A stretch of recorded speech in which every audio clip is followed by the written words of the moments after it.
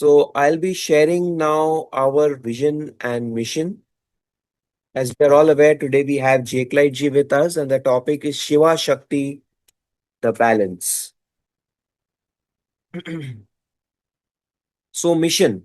Mission is to empower people to transcend irritation, disturbances, frustration, anger, reaction, and fear. When we transcend, then what happens? We are happy for no reason and smiling 24 by 7. Yes.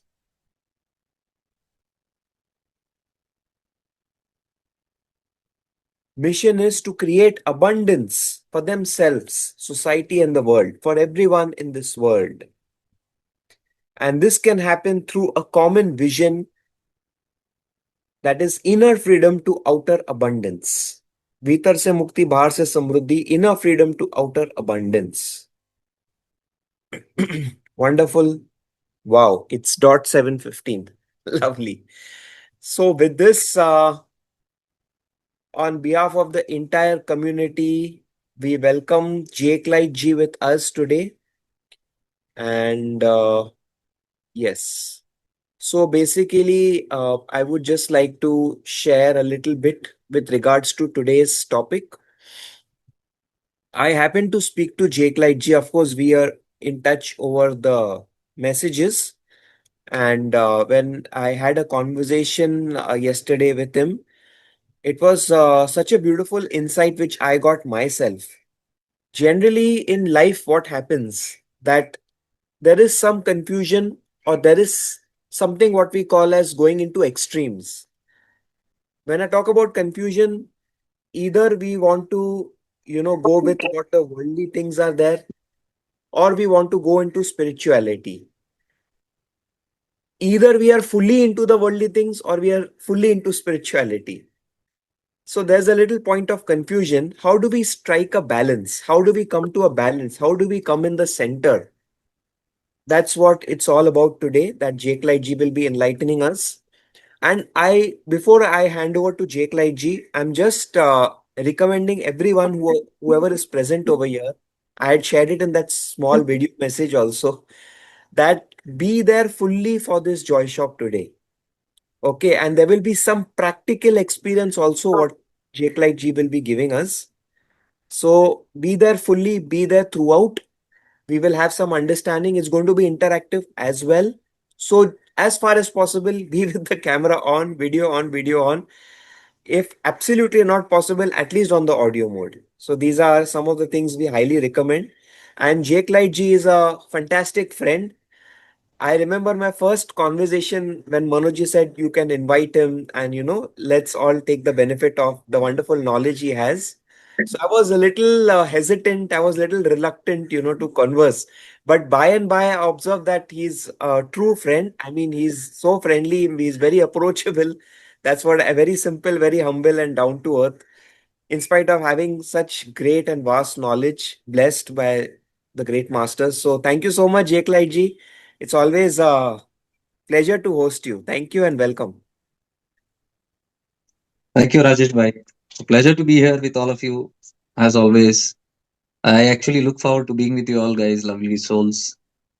All are because all are in the same phase. And yeah, pranams to all of you who are present here, who are on the screen, not on the screen. I see most of you on the screen.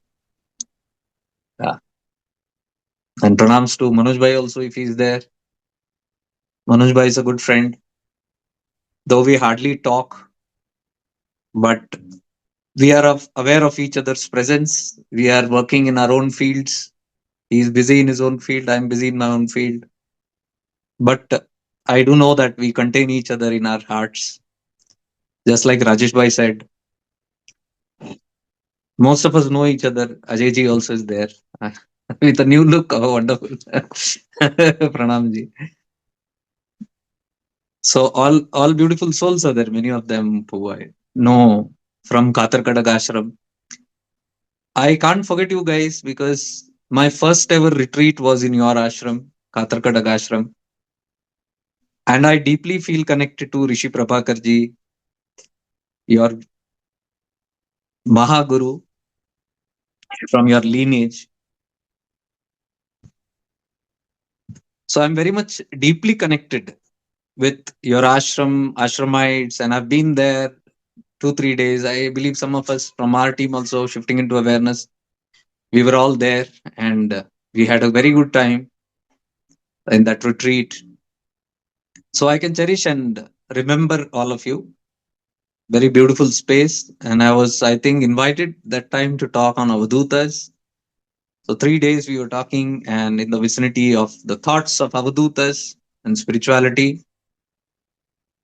So that makes me very memorable. And I remember meeting most of you also in person. And so thank you for inviting me here. We have done a couple of shows also, shows in the sense musical, um, singing live, which you guys had invited me. I enjoy those also. But now, due to time restraints, Julie ji and all are asking for that time. But because of the time issues, and I have to sit with all that whole thing, I cannot. It's little difficult. But these are better, and these on and often keeps us all updated on the what our purpose is, object. Thank you for having me here. And today we will have this discussion, deep talk on awareness. A little bit, I asked for clarity on the subject, and we chose this subject of Shiva and Shakti. And the emphasis that I'm giving today on is to balance these both worlds. Because as Rajesh said in the start, we are beings having a human experience here. Of course, we are not humans. We are behaving like humans right now. Why? Because we chose to have a human experience, but we are not human beings. Right now, we are in this template called human, but we are beyond the human dimension. We are just beyond the human species because we have traveled in multiple bodies, multiple templates, multiple dimensions all the time to have different experiences. Now, that's the question. Why are we traveling? When will this travel end? Till we want to experience life in different dimensions, we will be choosing to have experiences. And that is how we keep traveling. It's our own wish. Perhaps that wish is not in the memory right now. Most of us may say, how can I choose this? I don't like these experiences at all. Whatever I'm going through right now, I may not like it. Why would I choose this kind of an existence? I just want to get out. But we must understand that everything has a cause. Where there is a cause, there is an effect. So it's all about the cause and effect.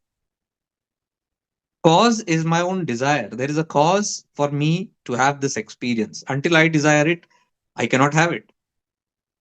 Everything is a byproduct of my own desire to experience something. The only thing is when I go to experience life in whichever dimension, we get bound by this thing called karma. Karma is again cause and effect.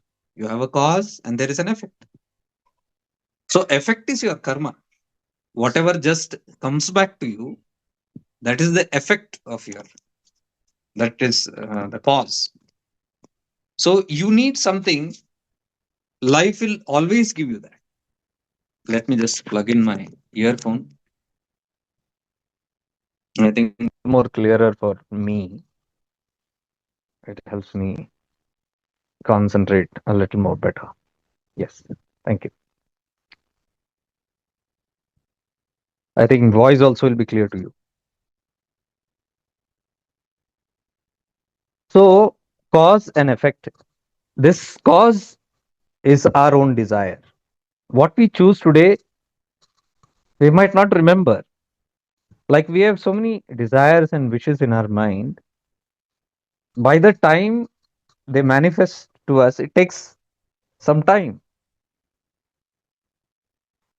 By the time it comes back to us, we forget what we had asked for. Like you can see clearly in your childhood, in your teen, in your adult, you might have asked so many things.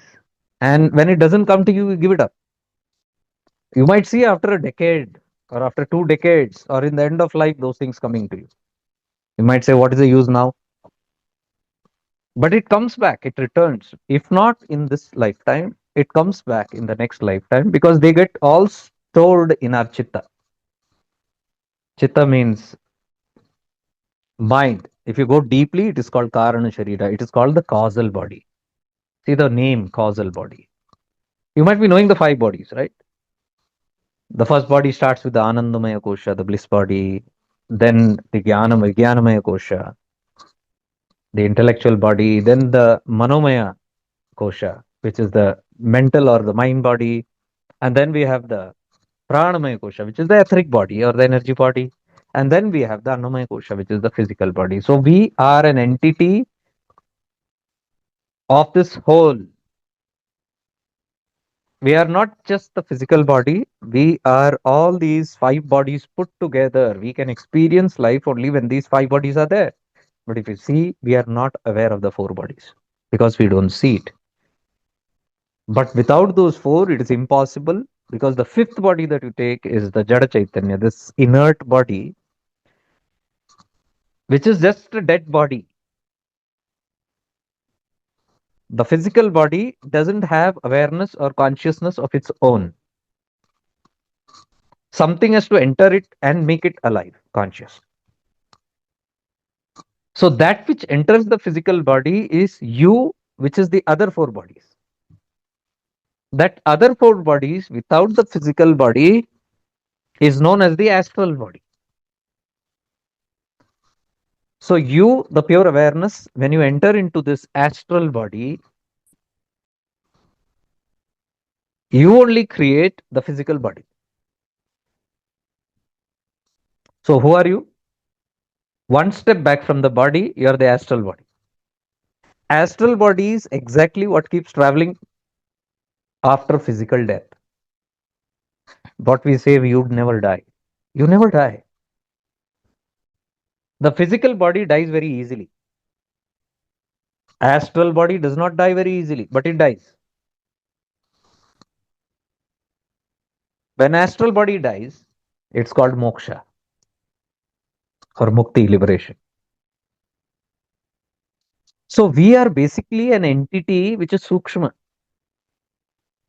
an astral body.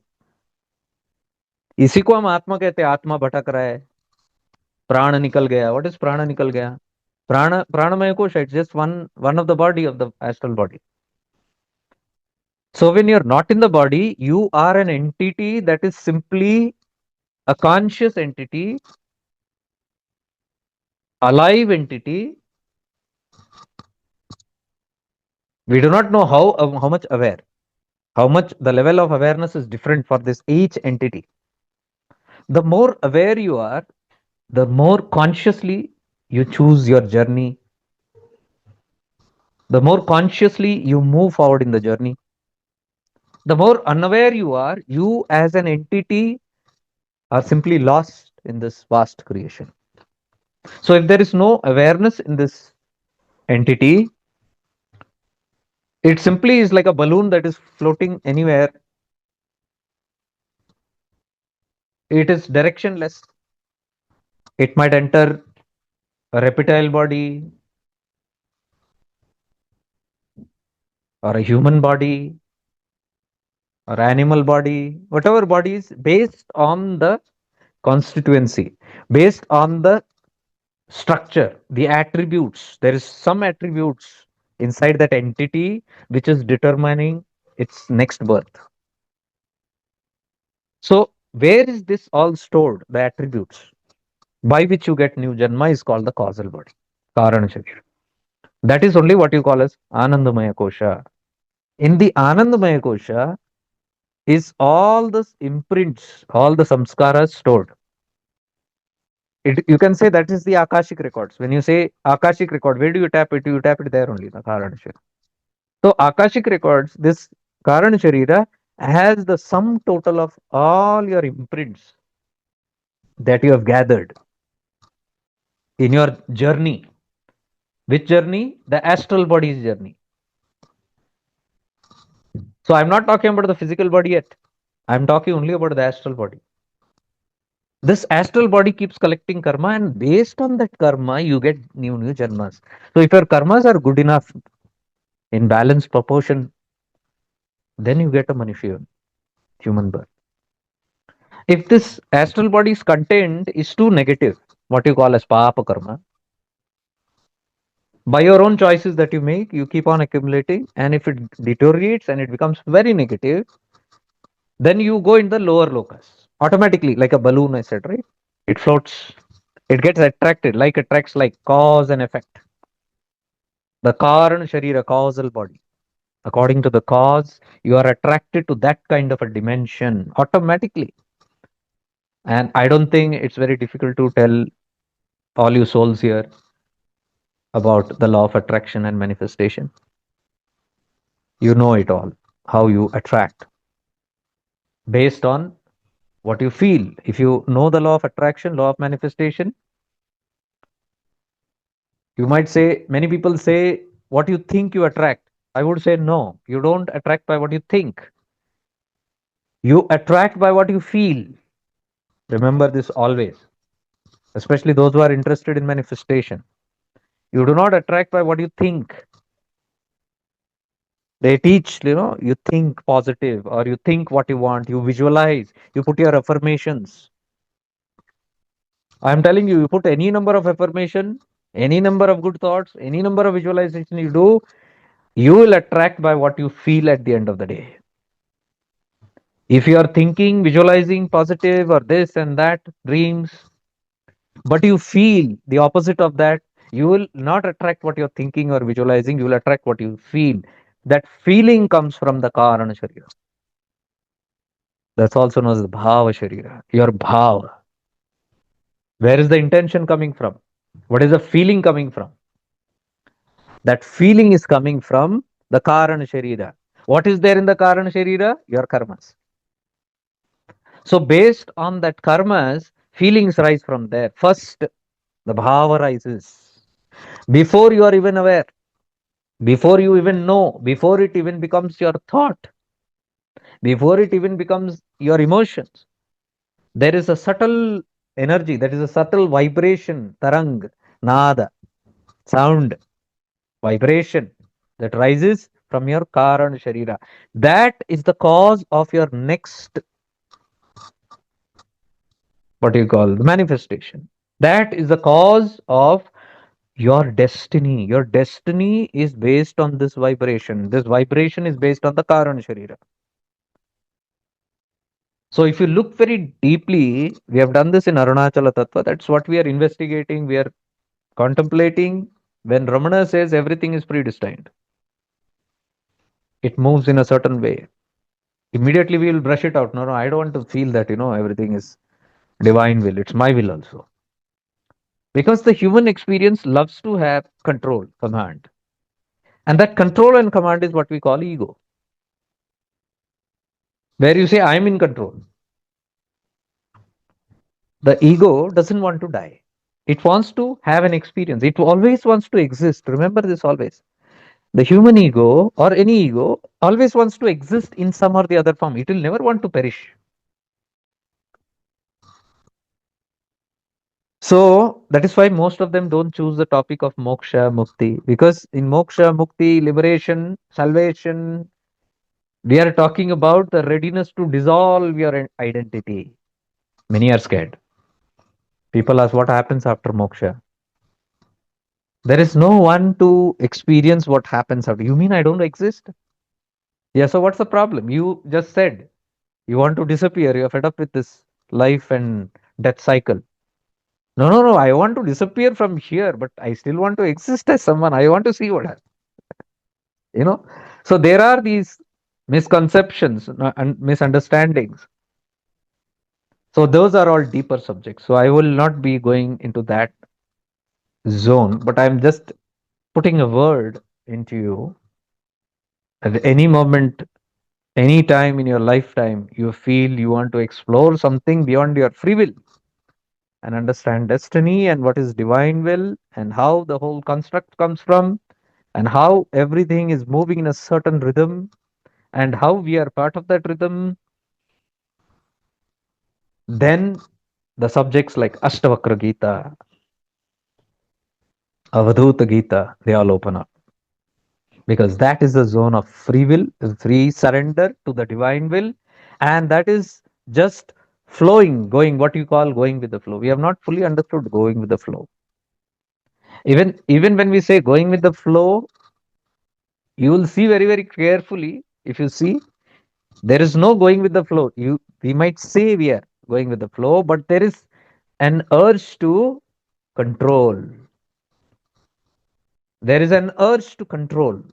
There is an urge to navigate even in that flow. Watch carefully. So that is called ego. That is something that might say I've surrendered, but it will not surrender. Mark my words, ego will not surrender so easily. All these talks about it, surrender is all mind games. Is all another part of the game. Mind cannot so easily surrender.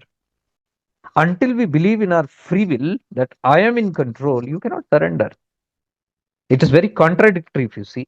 On one side we say I've surrendered fully. On the other side, you say I am the creator of my own destiny. If you are the creator, how can you surrender? Surrender is when you know that somebody else is, you have a greater creator who has created you. So that is a very advanced, deep subject. But I'm just introducing that so that whenever you feel ready for it, whenever the free will is tired one day, creating, manifesting, balancing, maintaining, destroying, because the free will gets tired one day. That day is when grace opens up to higher realities. And that is your true journey of knowing who am I. You cannot know who am I before that. All we try to do with the mind, who am I, these are all mental games. Because that I, until it is ready to die and dissolve, it can never know who am I because that I, that person is searching for, is the one who is beyond identities. So that's a very deep zone. So coming back to our play. So we'll come back to the plays. Now we are talking about our human experience. There's something I told you in the start, we are not just humans, we are beyond it. To understand who are we need to go deeper. But today we are just understanding I am a soul or a being having a human experience because right now we have chosen this body, this earth, this plane of existence to have some experience here based on what is stored in our Karana Sharira. That has brought us here. If you see, you have also not brought you yourself here. You don't even remember how you came to earth, why you were thrown in certain area in one corner of the world, which you today proudly call as my country. You didn't choose your country. So you were thrown here. You were thrown in some kula, some lineage, some caste, which you today proudly say, I'm a Hindu, Muslim, Sikh, Isai, whatever. That also you didn't choose. You are thrown there literally in that family. You say, this is my mother, father, this is pride, I am coming in this surname, this is my. That also you didn't choose. You were just thrown there. It took you years after the baby, as a toddler, as you grew up, it took some time for you to even realize. And then you adapted to that environment and you called it your own. What I'm saying is, what threw you into that location? There is something that spontaneously keeps throwing us in different places, and we were thrown right now in this body. The force of our Akashic God, the force of our sum total of our astral body, the sum total of the causes, sum total of karma makes this throw. Once you're thrown, then you start becoming aware of where you are thrown in. And as you become conscious, you learn the environment and you simply adapt to it. That's all. You choicelessly adapt to what you are given to you. Even the gender you don't know, your color you don't know, your religion you don't know. You simply become awake after some time, after a couple of years, and then whatever the world tells you who you are, you simply believe that and you become that. Who am I? I am none of what I was told by this world. So who are we all sitting here right now? We are simply borrowed concepts. None of us is what we believe we are. I am an Indian, I'm a Canadian, I'm a American, I'm a Russian. Who told you all that? We are just sitting here with borrowed ideas. Why? We are having an experience, a choiceless experience. You are thrown in that particular country, place, identity, then you adapted, and then you are moving around. So, exactly that way, you have got your karmic debts, the people, so called families, friends, enemies, good incidents, bad incidents, where you travel, where you live, all the life incidents that happens to you simply keeps unfolding in front of you, isn't it? We might say we are creating and this, but before you even know I am the creator, and before you took up the pen and paper and wrote down, I want to create this, can't we see that we were already creating something was already creating for us? So what I'm telling, irrespective of whether you create or not create, you are already in the default mode running. Some system runs you. Then when you become little aware of your mind, of yourself, of your mind powers, then you say, okay, let me navigate now. No problem. You can navigate. So that navigation is a part of your life experience. Then you say, I want to choose and have this experience, that experience. I want to build up this. I want to have this career, this business, this job. I want to maintain my body in this manner. I want to have these relationships. Want to have these kids. I want to move to this part of the area, location. I want to experience these things, all your desires. Okay, fine. Now, all those things are coming into your mind. That is why you're manifesting. Why they are coming into your mind is my question. I want to become a doctor. I want to become an engineer. Why not a painter? Why not a scientist? Why do you want to become a teacher? You'll say, I have passions for that. Where is the passion coming from? Somebody has passion to become a scientist. Somebody has passion to become a painter. Somebody has passion to become a musician. Somebody has passion to become a lawyer. Where are those passions coming from? Why only you are getting that passion, not your brother, sister, or friends? If you investigate, those passions are again rising from your Karana Sharira. They are all the sum total emotions stored up from your past lifetimes. आधे अधूरे इच्छाएं जो रही है. Sometime you have craved for something, some outcome of some karmas have designed that kind of a samskara, that kind of a feeling, thought, desire in your Karana Sharira. Now they are all jumbled up. And then life simply allots you as Prarabdha Karma. That jumbled up total Akashic records, sum total of all the impression that you have in your Chitta, in your astral body, is called Sanchit Karma. But you can't experience that altogether. So there is some cosmic intelligence, there is an intellect, there is something very intelligent that knows how to split this. So that splitting is done. When it splits, it is called Prarabdha Karma. That split is called lifetimes. Based on the sum total karma, the destiny is already chopped. That destiny is not given by God. That destiny is what you choose. What your samskaras are, what your balance is. From that, what what you call as God is that intelligence that simply bifurcates and gives you exactly what you deserve. It's very interesting. when we have in Upadesha Saram written by Bhagavan Ramana Maharishi ji, the first verse is exactly this. Kartur ajnane prapte phalam karma kim param karma tajjadam. You are given the destiny as per your own destiny, but you are ordained this destiny by the Lord. Who is this Lord? This Lord is that intelligent Ishvara that is unconditional, unbiased, impartial. If we had to choose, for example, our Akashic records, and if we had to choose Prarabdha, I'm sure we would have done some manipulation. I don't like this. Let me push this there and let me pull this here. Let me adjust this there, and isn't it?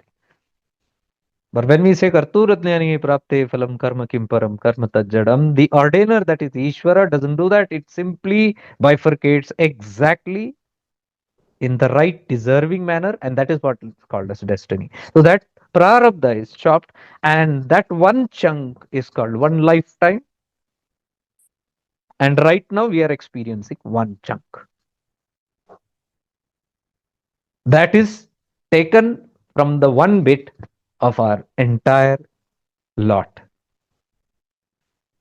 Now in this one lot, if we come total, now what we do in shifting into awareness, deep retreats and deep Arunachala, we expand from this one lot and get into the wholesomeness. We are dealing now with the wholesomeness, the whole thing, because you want to explore and understand and rise above everything. But right now, in today's session, what we are doing is we are coming only to one prarabdha. We are not talking about the whole. If you want, maybe in some other sessions, we can go deeper. So when you have what you have allocated now, we are talking about this one allocation that we have, this birth. So in this lot, I have my own desires, I have my own karma phalas that are acting upon me. There are different forces. There are things that I don't want in this lifetime, which has come to me from my previous records. I have been assigned that. Now in this lot, we keep playing again. We keep shuffling things. Now, what I want to make a little more conscious and aware is it matters how you play this game, because we are constantly choosing new samskaras. Samskaras arise from our action, the way we react, the way we do certain things. The quality of your doing determines what kind of karma phala you are going to get. So you do a certain karma, the karma phala is created. You do a certain cause, the effect is being created immediately. So this is all happening in your Karan Sharira. Every action that you do with your body, with your prana, with your mind, with your intellect, affects the causal body. All these four bodies, how you are playing, creates new samskaras in your Karan Sharira, which becomes the effect. These become the cause.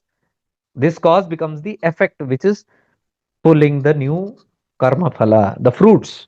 So, what are we saying is, in this lot, something is playing out the karma, but based on what karma am I doing, I'm storing back things into my Karan Sharira again. So, after I finish my lifetime, again, whatever the contents of this lifetime's Karana, causal body contents are, that gets spilled into the whole thing. Immediately, the whole sum total again changes. Do you see that? And immediately again the chopping differs, it changes. The whole system keeps changing moment to moment. It's not just after lifetime. Every moment the structure is changing. Your causal body changes, it impacts your whole akashic records. That determines us how many more janmas you're going to have or how many lesser janmas you're going to have, based on how you are doing it, based on how much lesser karmas you are causing for your future. Now, what causes karma? That's we are coming to that. Let's ask what makes it increase my janmas more. We are all here trying to, spiritual people means what? We are trying to reduce the karma, right? We are trying to reduce our lifetime, reduce our burdens. We are trying to become free, freedom, the state of freedom. What is the state of freedom? To be above the mind, where mind does not affect you. But what is affecting the mind? Karma, karma phala, samskaras again. So, how to get rid of it? We are understanding lesser karmas. If I add, the better for me. But now we are asking the question, how will I lessen the burden and not add more to it? Then I say, living in awareness. If you are unaware, because remember, karma is created, the quality of karma differs based on your level of awareness. Quality of awareness. The more aware you are, the lesser the chance of new storing of karmas. The lesser aware you are, the more the chance of storing karmas. So now understand this. Awareness and ego. If I'm not in awareness, I will automatically be in ego. Ego means what? This feeling that I am this entity. Now, what did I say? I'm not this entity. I'm not this body. I'm not this body. I am the astral body. I am a being. But right now, I feel very strongly I am this entity. That means ego. That is called ego. Relating and identifying very strongly with you as someone else other than the holy being that you are is called ego. More the ego, more you'll identify with the body and mind and me and mine, my title, my status. Identification with the body mind is called ego. What reduces it is awareness. The more aware you are, the less identity you have. The more aware you are, the lesser of reactions you have. Means the lesser chances of karma. Who's reacting? Always remember this. The more the I, the false I, the more the feeling of I'm the doer.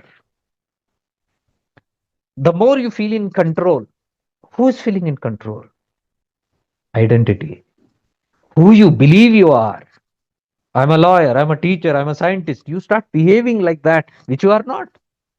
Who are you? You are a being of light. You entered into that body to have an experience, but you forgot. You caught up with a new identity. When you catch up with the identity, that is called doership.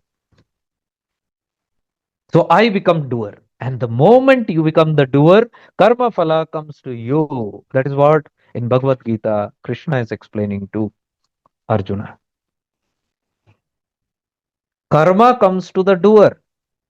Karma phala always goes to the doer. So if you do not want the karma phala to come to you, stop identifying yourself as a doer. How can you stop identifying yourself as a doer? Awareness. The more aware you are of who you really are, the lesser you will identify with the false I.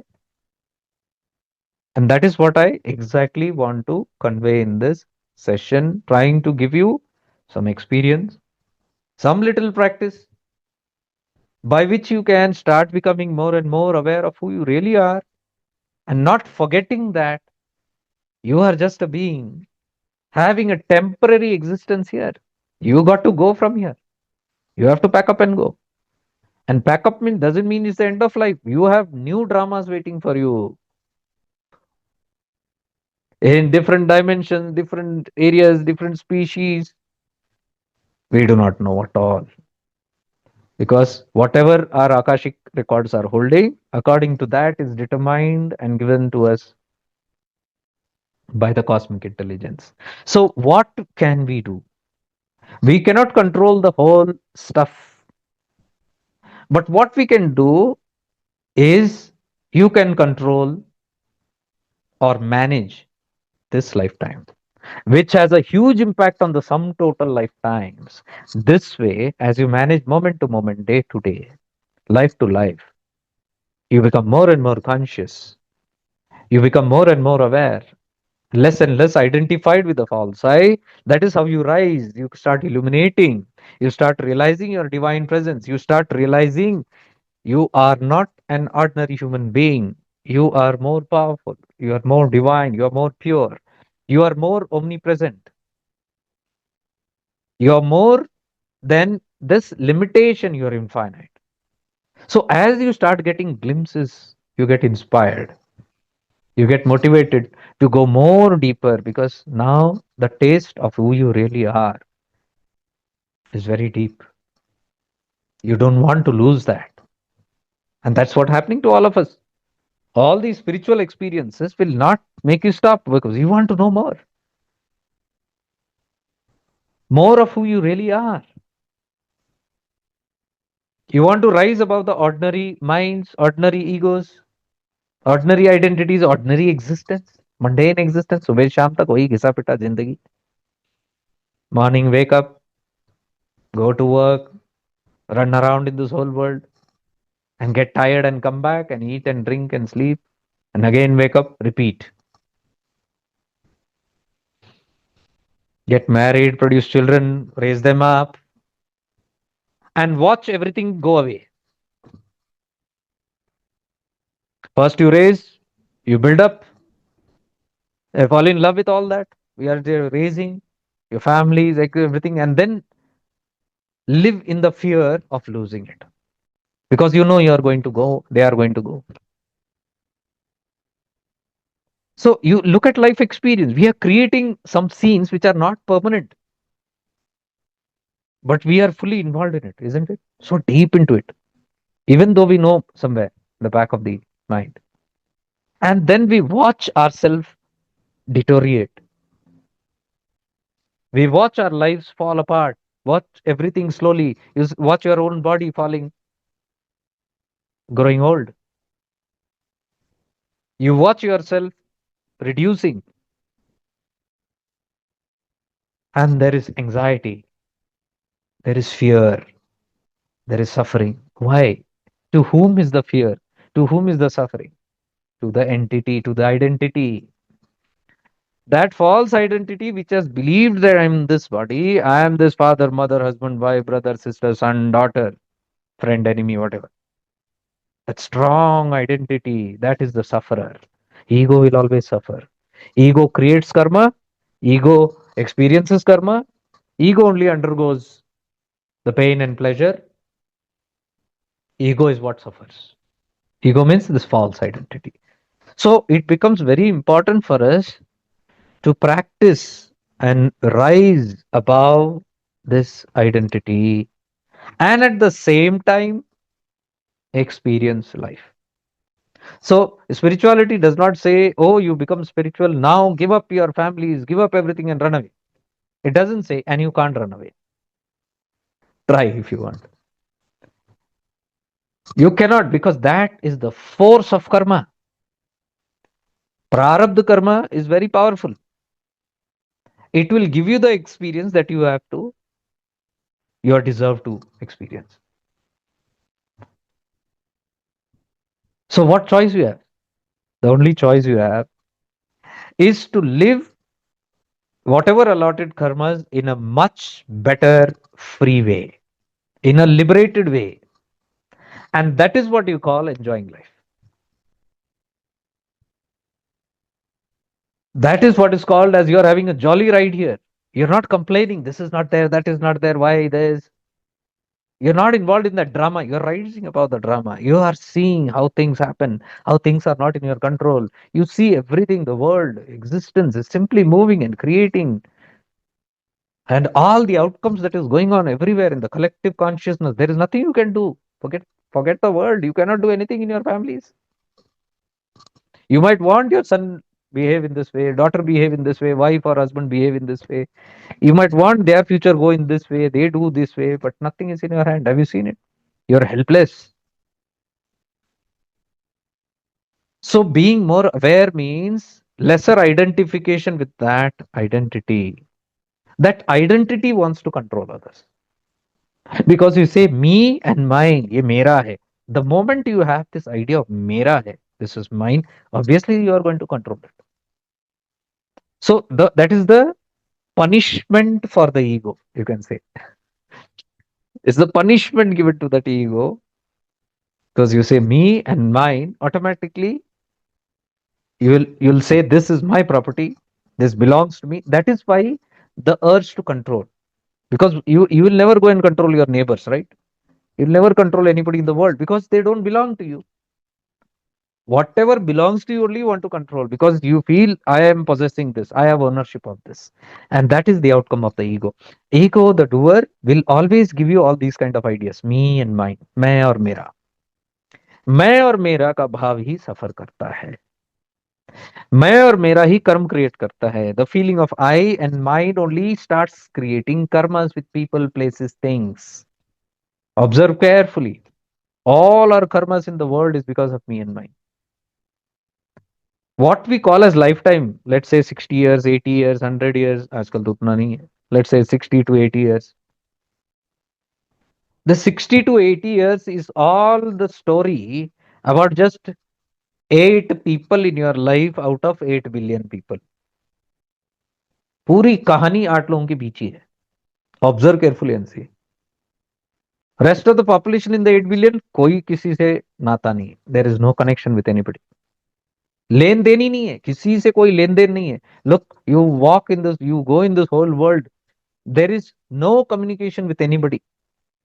They are like ghosts to you, as though they don't exist. You are like ghosts to so many billions. मतलब ही नहीं है.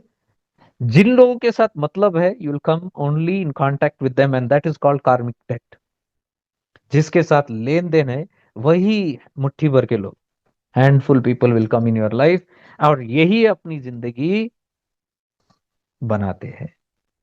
Experiences with these limited people is what we call as life experience. पूरी जिंदगी इसके लिए निकाल देते हैं. And now you see, in this limited handful of people, the maximum drama takes place where there is I and mine. देखा आपने? The whole sequence of the whole lifetime we spend in suffering, in anger, in happiness, in joy, in sadness, in grief, in pain, all these experience is only with these few people, and that comes because of the strong identity, मैं और मेरा. And they also commit karmas because they also have मैं और मेरा. It's all tug of war. Free wills fighting against each other. You look in a family, all are different people. They're all different minds, different samskaras. Everybody's karma is different. Everybody's life structure is different. Life goal is different. All have arrived here on earth just to have an experience, but we are catching each other and saying, you belong to me, I belong to you. Karma bandhan. ऋण चढ़ता है वहां पे when we do that. And then we only keep coming again and again, again and again, again and again in different forms.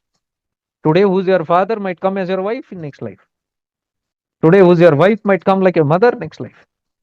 I'm not joking. Very, very seriously telling. It happens in everyone's life. Whatever you are seeing right now, people around you, you have not met for the first time. These are all recycled. Why recycled?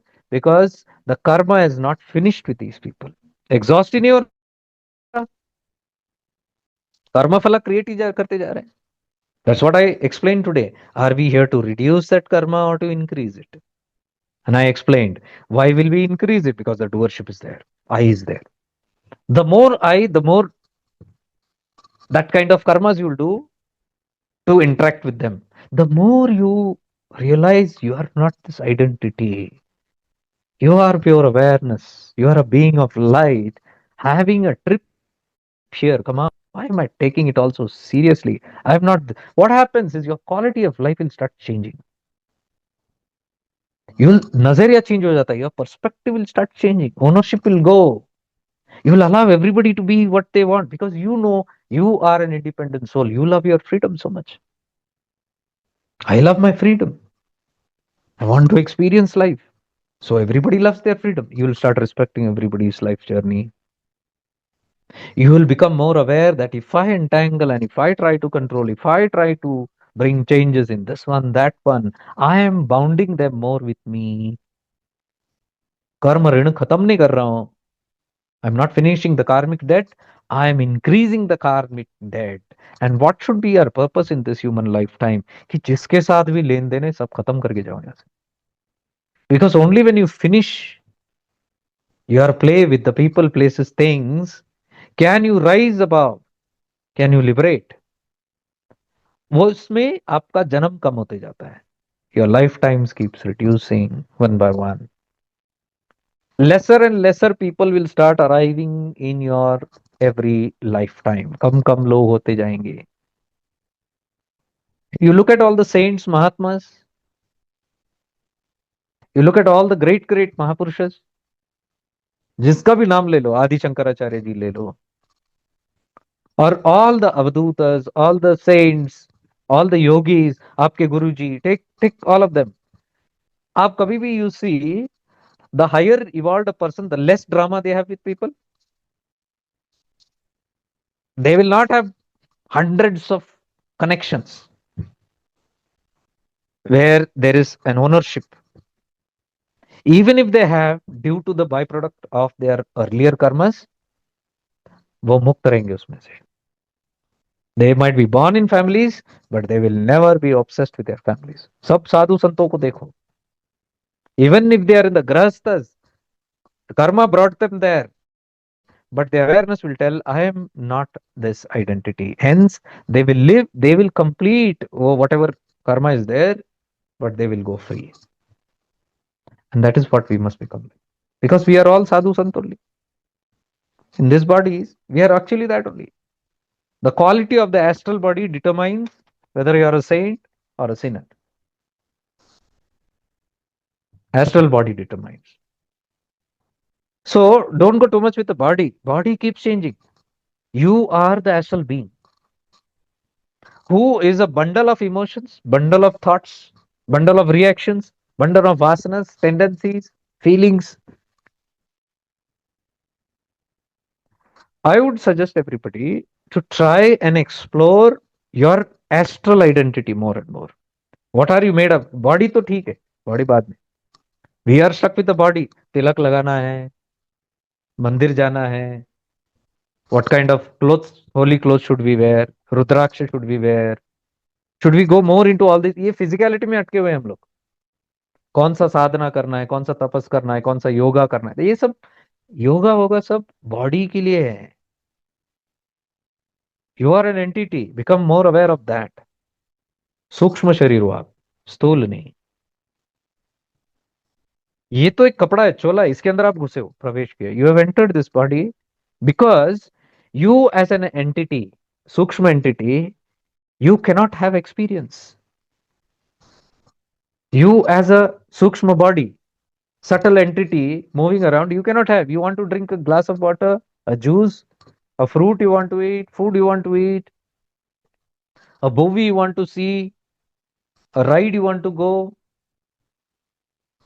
a relationship you want to have, whatever that relationship, whether it will be a physical sexual relationship or it be rearing up a child, वो जो होता है ममता, emotion, ये सब experience करने के लिए तन चाहिए. To experience all this, we need a physical body. So that entity has lot of desires in it. वासनाएं बहुत है, but शरीर के बिना अधूरा है. Without body, it cannot. So, depending on your vasanas, you choose a body. And when you come into the body, you start exhausting all that. You start experiencing. So I'm saying, become very aware of life in this manner. Right now, you are that being having an gala time in this human body, experiencing everything. Don't take it for granted. Even right now, सुन के सत्संग का रुचि एक आनंद जो ले रहे हैं. ये कान है, बुद्धि है, मन है, शरीर है. All these things are there. That is the only time we can even take, the satsang. You want to listen to a music, you need a body. You need to eat something, you need a body. You want to just sit in the breeze and enjoy a cool breeze. You need a body. You see, you go and have a shower, bath. You feel the freshness is an experience that you feel. You need a body. Don't ignore every moment you are experiencing and enjoying life. When you become more and more aware, you see every moment you are enjoying through the human body. Enjoyment doesn't mean just thrill. Arey, we do not know the value of not of having this body. शरीर जब छूट जाता है, when body is not there, एक एक छोटी छोटी चीज के लिए तरसता है आत्मा. Let us say you have a strong vasana, or let us say you have hunger and thirst. You are identified with your body so very deeply while you are living. खाना पीना ही मौज मस्ती ज्यादा है, तो वासना बन गई. Now when the body goes also in the astral body, that vasana is there. खाना पीना है, that will increase now. क्यों? शरीर नहीं. At that time पता चलता है, अरे बाप रे, I was taking यार whole day we are हम ये मंच कर रहे हैं, चने खा रहे हैं, having this snack, having that chips and something we have taken it for granted, but the soul is enjoying that experience. अब शरीर नहीं है. चिप्स छोड़ो, एक ग्लास पानी नहीं पी सकते. It cannot even have a glass of water. So what will this entity do? It is searching. You can't imagine the pain, the suffering. You just imagine with a body, if you go thirsty for a day, no water, 2 days, no water, what will happen? Just think about it and see. No water, no food. How is it? Now imagine an entity for weeks and months and years not having it and every moment thriving for it. But let's say that structure, Karan Sharir, usko human body ka nahi hai. The calculation, what is there in the causal body, is not giving any entitlement to a certain body. क्योंकि उसके लिए भी you need that kind of karma to have that kind of body. Even to get an animal body, you need that kind of karma. Let's say you are not even getting an animal body, then it's an suspended entity suffering. Let us say other bodies are available, but not the human body because the karma balance does not match for you to get a human body. What will happen? By default, like a balloon, it will go into an animal body. And because the Atman, the astral body is thriving, the vasanas are there, it doesn't think. उस time पे उसको होश आवाज नहीं है, उसको सिर्फ भोग चाहिए. It wants to complete because it's very very painful. So it will just go and enter into some animal body. और वहां पे it will start खाना पीना शुरू कर दो. That's how it happens. That's why I'm saying develop awareness, build up awareness. Awareness cannot be increased or decreased or even developed. It is wrong to even say that because you are awareness. You are awareness that has entered into this body, but because of the ego identity, you are not able to be aware. So I wouldn't say increase your awareness, which is the wrong terminology. You cannot increase or decrease. It is like the light that is shining. You are the light. You cannot increase or decrease the light, but you can remove the shadows, which is making the light not shine bright. There is a shadow layer. You, the pure consciousness, pure awareness, is full bright light. For example, let's say you enter into this 4 or 5 bodies. Now, through this body, you are shining. When your light shines through this body, you are known as this entity. There is a light that is shining. And that light makes you think, feel, talk, behave in a certain way. And that becomes your personality. That becomes the way people identify you with. Oh, this light being in this body behaves in certain manner. Now that light does not have attributes. Pure light, pure awareness does not have any attribute. वो दूषित नहीं है. आत्मन, आत्मन कभी भी दूषित नहीं होता. आत्मन is pure.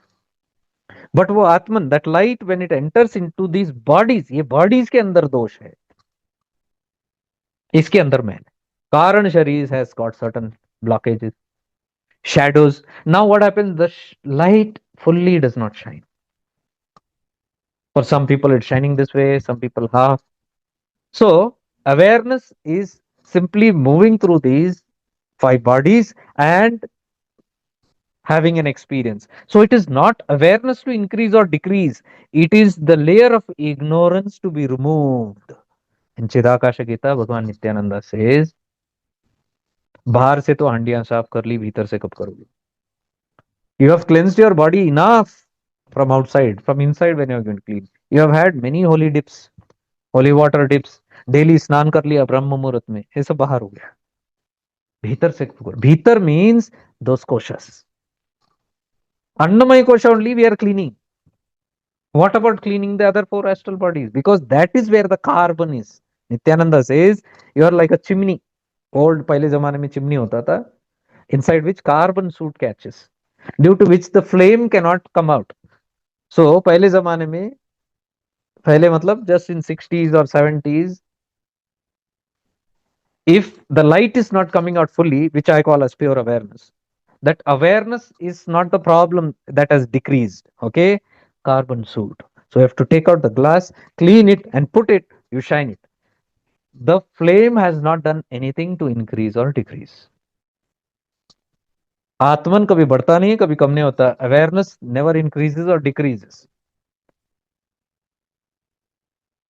But ignorance will decide, which is called avidya or agyanta, that will decide how much light shines from you. So, all these practices, what we do, especially in shifting into awareness, is all to clean these four astral bodies. Physical body, we are not bothered. Physical body, anybody will clean. How to clean the prana sharira? How to clean the manomaya sharira? How to clean the viveka sharira, that is the jnana sharira?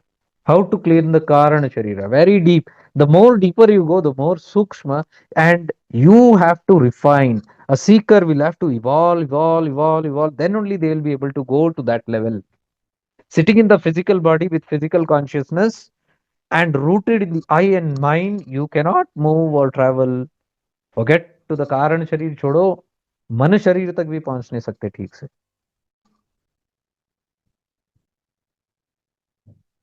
Prescribed ways are many. You want to clean your physical body, many are there. Do yoga asanas, shots, and all the cleansing of the bodies. You do all that. Treating the body like a temple, putting good food in it, exercising it, putting good yam niyam disciplines to the body, taking care of the body, good food, good sleep, good rest. Okay, if Rajesh, you have to start that process, you can tell me whenever it is. Yeah. That pause, like what I mentioned, that no. Okay. Yes. Yeah, we can do it now. That for a So yeah, short please, 3 minutes you can something. do that. Yeah. Yes. Thank you. Yep. All right, we'll take a little pause over here. So, as we know, 8 o'clock we take that pause. So you can all keep your hand on the heart chakra. And those who have come for the first time, you can just repeat after me. Thank you, thank you, thank you. The last 1.5 hours were the most wonderful hours of my life. Thank you to Jake Lightji for sharing with us such deep insights about life, about who we actually are. Thank you to all that happened my way in the last 1.5 hour. Thank you to all that did not happen my way. Now we will release it. This is the Chinmaya Mudra. And what did not go my way, we simply pass it on. Thank you, thank you, thank you. I'm free from all the memories that had given me the feelings of fear, irritation, disturbance, anger, and reaction. Thank you. Now I act from my nobodiness. Both the hands on the heart chakra. Thank you, thank you, thank you. The next 1.5 hours are the most wonderful hours of my life. Thank you. I'm living every moment to the fullest. Thank you, thank you, thank you. So, the small program announcement which we are going to share with all of you. So, as we are aware that next month, 9th to 12th April, we are having the magic of marriage, and this is going to be the 50th batch. So, this is, of course, for the couples, those who have got recently married, or maybe 5 years, 10 years, even 50 years. So, irrespective of all that, and we can see the tagline, it's come as a couple, stay as one. So, you can connect with any of the team members, you can connect with Bijal or any of the team members that way. And if anybody wants more details about it, you can just write Magic of Marriage, MOM, you can write, and then we can share details with you one-on-one basis. Wonderful. With this, we will go back to Jake Lightji. Yeah, thank you. Thank you, Rajesh bhai.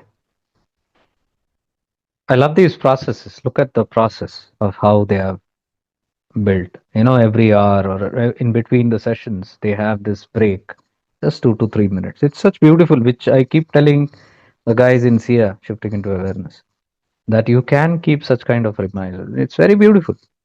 Where you say whatever happened to me in the past 1.5 hour, whatever, however life took you, you're blessing it. You're not holding anything. You're thanking it. You're being grateful to it. What is this? Surrender, isn't it? And then you look forward to the next 1.5 hour or next part as to however it goes. There's a sense of freedom. You're not trying to control either your past. However things went, you're simply offering gratitude. Wow. And you're looking forward. That means you are reprogramming your mind. You're looking forward optimistically to something better. See, if you keep on doing these processes, how beautifully your mind keeps on changing. You look forward to the better, and whatever did not go your way, you're not grumbling about it. Wow. Very nice processes. And Magic of Marriage is a beautiful program that they have there.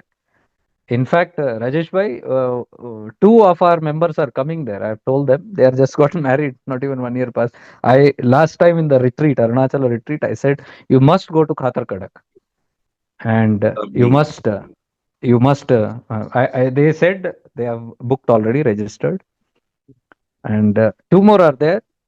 I have got to tell them also. You please can you pass me those pamphlets or whatever? I'll put it Yes. on my pages.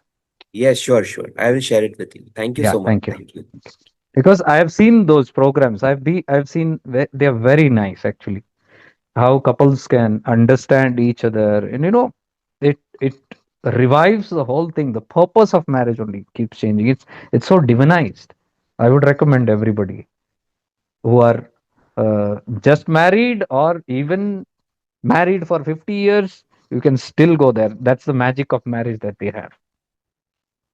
So I'll put it up. So coming back to what we are talking, I was saying if you want to, and also Rajesh bhai, just give me a recording of this also because I just want to add some pictures and represent it Sure, also, some sure. images. And thank you, thank you. Yes, yes. We'll share it with you. Sure. Yeah, thank you. So I was saying the physical body, that is the yoga sharira. If you want to cleanse it, you have yoga asanas, you have physical disciplines, you can do the yam niyam practices and give it good rest, good support, take care good of it. That you can do physical. Prana Sharira, if you want to purify, do pranayama. Pranayama is based for that. Do breathing exercises. Do Tai Chi. I would recommend full on all the people of any age to do Tai Chi or Qigong. Qigong or Tai Chi is very good for your energy body, from the etheric body. You can do those practices and purify, purge. Pranayam is very good, Anulom Vilom and Kapalbhati, and those basic stuff also, where you are doing using Kumbhaka, Kevala Kumbhaka, or Bahe Kumbhaka, Antarik Kumbhaka. There is all these methods are there which cleanses your pranic body. Mental body purification, take the use of mantras, bhajans, sankirtans, satsangs. More and more satsangs you listen to. Satsang means satya ke sang. You are listening all the time to good, divine, and the truth. That will start purifying your mind. अच्छे अच्छे सद्विचार आने शुरू होंगे. You will start getting more and more good thoughts. You can do a lot of bhajans. You can do mantra japa, very, very powerful. Mantra is meant for cleaning the mind body. Mantra yoga, which is there, it is designed for cleaning the mind, chitta shuddhi. So you can use mantras constantly chanting nama japa. It's very, very powerful to clean the mind body. And the intellect body, which is there, for that practice awareness. You can see many of the YouTube videos that I've put, or you can take any of the courses on shiftingintoawareness.com/courses, which are going deeper into that awareness practices, where you use your viveka buddhi and you practice the viveka, you stimulate. Today we will do some small practices to stimulate that viveka, because I believe yog sharir, physical body, pranayama you can do, mental also you can do, mantra or whatever. Now awareness things I can tell you a little more. So you know all these four bodies you can work. Karana sharira is little difficult. Karana Sharira needs you to go much beyond even the intellect, where intellect Pinyata, you have to keep entering into samadhis, which is what we do in retreats. We are working on that plane, and it is all Bhava Shuddhi. What you can do from your end to clean the causal body, where the karma is to clean your Bhava, pure intention. Practice all the time, pure intention, hurt no one. Have no intention of causing a deadly harm to somebody. Hurt no one doesn't mean that, oh, I'm a parent, I'm not going to hurt my child. I don't mean that. Hurting means the intention of causing harm to that child. No parent will cause harm to the child. So when they scold, or when they say something, it has a good intention. Intention matters, not the act, not the action. So intention, what is the bhava behind it? If you keep all the time aware, for that bhava sharir shuddhikaran, you need to have good awareness, because the anandmay kosh ke niche aapka jnanamay kosh hai. Jnanamay kosh is where the awareness what we are talking. So until that is developed very nicely, you cannot enter into the karan sharira. So these five bodies, if we know to align, because that is what you are here, we are a balance. You are using these astral body and the physical body to have an experience. Who are you? You are pure awareness, Shuddha Chaitanya. You enter into that astral body because you want to have an experience. Astral body is just the subtle experiences. You can say astral body means when you close your eyes or your body is not active. You are an astral entity. Whatever awareness you have, you are sitting in one place, your body is not moving at all. But you're thinking, you're dreaming, you're visualizing, you're feeling, you're imagining. All this is called astral body experiences. At night, when you dream, the dream body is in the astral body. That is called the astral travel. Dream is when your astral body moves and visits different dimensions, and it is having a dream in different dimension, but it is not having here. It moves. Astral body moves at night. But that astral body is connected with the astral cord to your physical body. So physical body is connected to the four other astral bodies by a physical subtle astral cord. This when it cuts or when it breaks, like you have the umbilical cord that births a child. When a child is born, the umbilical cord is cut. So the child detaches from the womb of the mother. The child detaches from the body of the mother. Exactly that way, when your astral body has this astral cord connected to the physical body, if the astral cord is cut, that is called death. The astral body freely floats away. Body is lying here. Are you getting that? So that astral body is what you are. One step you have to take back from the physicality. All the time remaining in physicality, believing I am the body, makes you very grossly stuck in that. बहुत जड़ चैतन्य हो जाता है, स्थूल हो जाता है.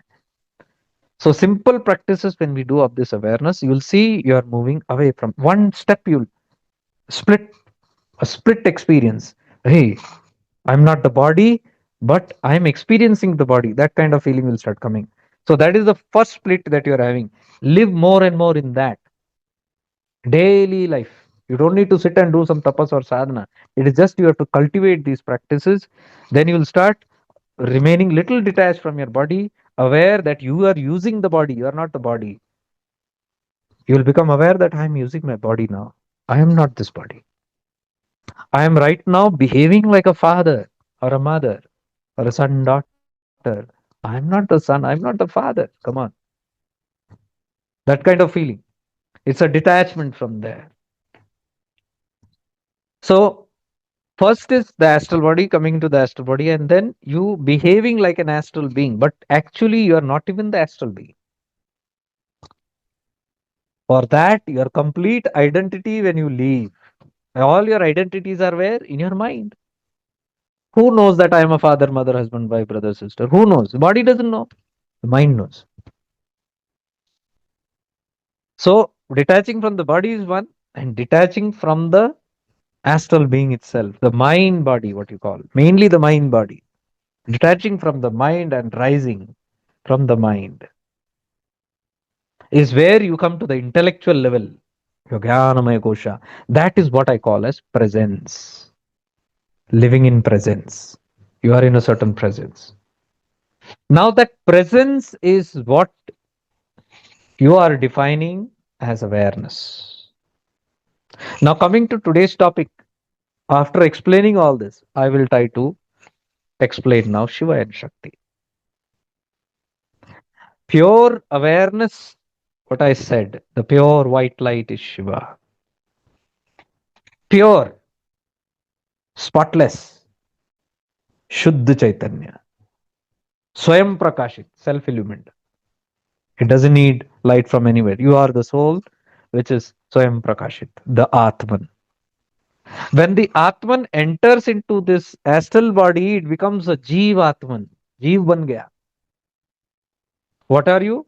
Pure Atman. Atman is Paramatman. That pure awareness only is Shiva, what you call. But when it enters into a body, it becomes Jivatman. Identity change ho gaya. Paramatman becomes Jivatman.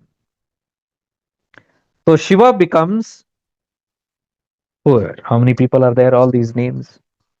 Shiva has only become that. So we have 150 people approximate. All the 150 people approximate are Shivas in different. The pure light has entered into different color bottles: red, green, yellow, orange, violet, different bottles. What are those bottles? Those are your identities. Karan Sharira. एक का कारण शरीर ऐसा है, दूसरे का ऐसा है, तीसरे का ऐसा है. They have their own colors. You are not the colors. You are the white light that enters into the color. When the white light enters into each color, those colors become alive. Red becomes red, green becomes green. Without the white light, there is no color. So I am calling myself Jake. By what power am I calling Jake? The Shiva light has to enter into Jake, then only Jake is born. This identity is born. This color, blue color or whatever color, is showing this light. So I might behave here like a mentor, like a teacher, or like a great satsangi or whatever. But that is the color. I'm not the color. But this color is giving me a definition. This color is giving me a performance by which I perform and contribute in this world, which is all colorful bottles. We are each other playing with colors. That is holy. But who are we? Pure light. So when we become aware of the light in me, not this colorful person that I am, but that light which illuminates me, that is the Shiva presence in you. Now listen carefully. When this pure light enters into anything, awareness only becomes consciousness. Consciousness births out of awareness. Different types of consciousness are there. Now, 150 types of consciousness are sitting here. Consciousness का flavor change होता है depending on the colors. This consciousness is called as Shakti. Shakti is illuminated by Shiva. So who are we basically? We are basically the Shakti. Shakti is anything that moves. Become aware of your body and you see what is moving. Everything is moving here. What is not moving here? Your body is moving. In your body, your digestion is moving, your breath is moving, your blood is moving, your secretions are moving, your heartbeat, everything is moving here. Even if you say your bones are moving, because in the bones also, the atoms are moving. You look at your body structure, you look at the chair that you're sitting on, you look at anything in this world, everything is moving. Everything is atomic movement. Whatever moves is called as Shakti. Shakti is Chanchala Shakti. She is never still. But the light has to enter her to make her Chanchala. Without that light, she is Nischala. She cannot function. She cannot even birth. She cannot create Srishti. To create Srishti on the macrocosmic level, or this also is the Srishti, your body, your universe that you have created. Who gave you that power? That white light entered into this consciousness, which is Shakti, and Shakti began moving. Shakti takes identity. From that Shakti is born Ichha Shakti, Kriya Shakti, Jnana Shakti. Now tell me, are you different from that? Because you are nothing but Ichha, Kriya, and Jnana. You all the time are full of desires. You create a desires, and that desire force connects to the Kriya Shakti. Immediately you have one desire, the Kriya Shakti activates with it, and you move ahead to fulfill that. You have one thought coming in your head, immediately that thought will make you move. You're sitting quietly, you want a glass of water, it's an इच्छा. इच्छा प्रकट हुई तो क्रिया हुई, उठ के गया. You'll move towards it. Now you have ज्ञान शक्ति कि पानी कहाँ रखा हुआ है, where is the water? How to drink the water? You have ज्ञान. How to pick that water? How to put it into your mouth? All that ज्ञान you have. Where to find the water? That is ज्ञान शक्ति. So our life, if you closely observe, is this only. We are just, so we means who? The Shakti. You don't try to find Shakti anywhere else. She is right here alive in you. Anything that is moving, your thoughts are moving, your emotions are moving, feelings are moving. All that is Shakti moving. Now, thoughts are moving. When it is moving, can it move on its own? It cannot move. First, the light has to enter your mind. At night, when you're sleeping, thoughts don't move. Why? Because the light has been withdrawn. The light withdraws from the Annamaya Kosha, Pranamaya Kosha, Manomaya Kosha, Vijnanamaya Kosha, and it comes to the Karanam Kosha, that Anandamaya Kosha, and then withdraws back, moves back into the Chidakasha, the original state from where it came. All the light has been withdrawn, so you don't have an experience. Khatam ho gaya aapka experience. You have returned back to Shuddha Chaitanya. Every night you become Shiva.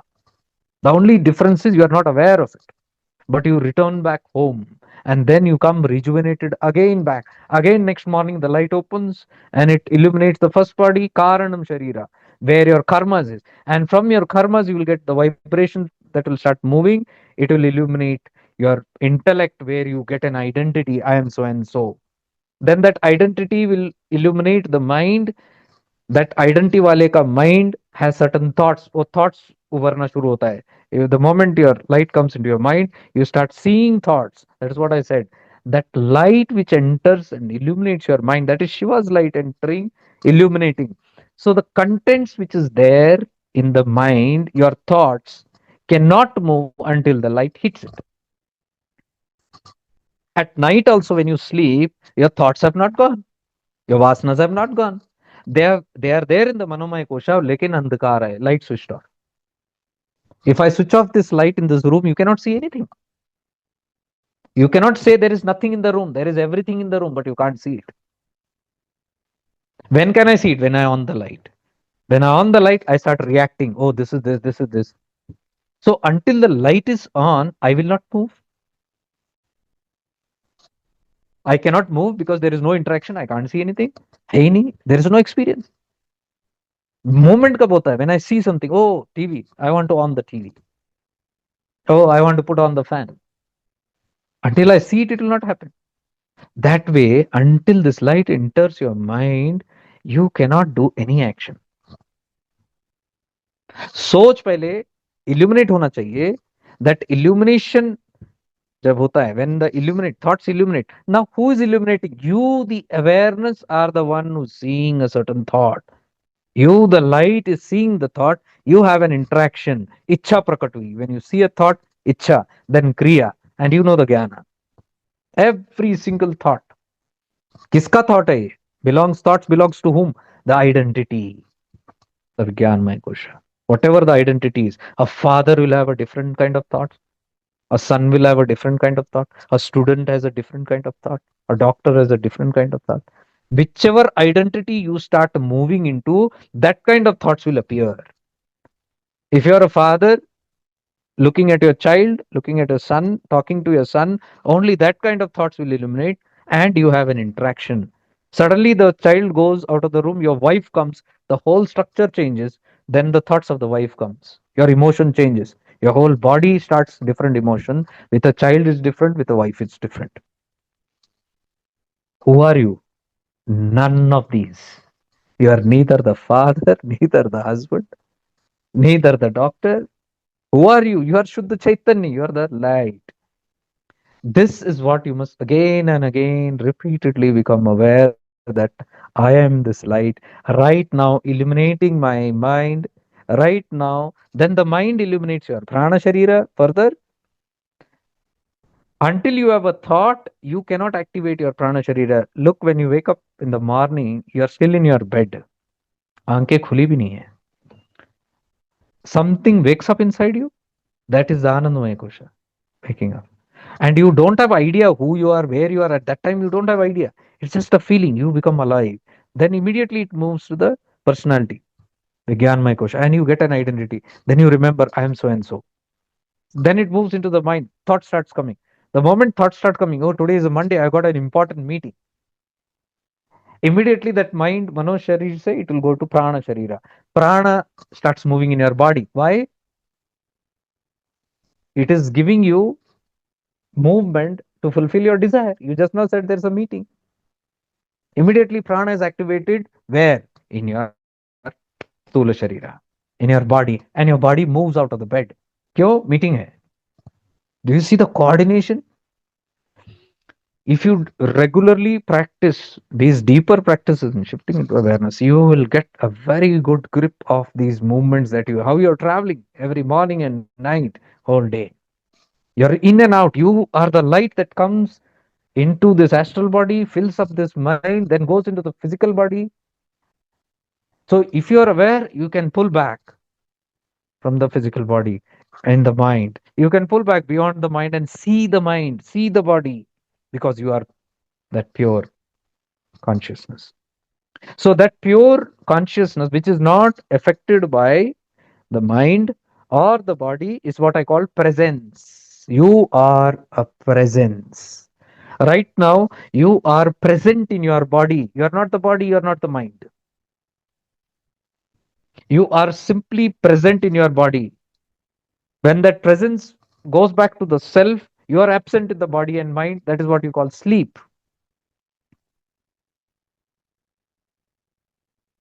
When the astral cord is cut, it is called a deeper sleep. That's all.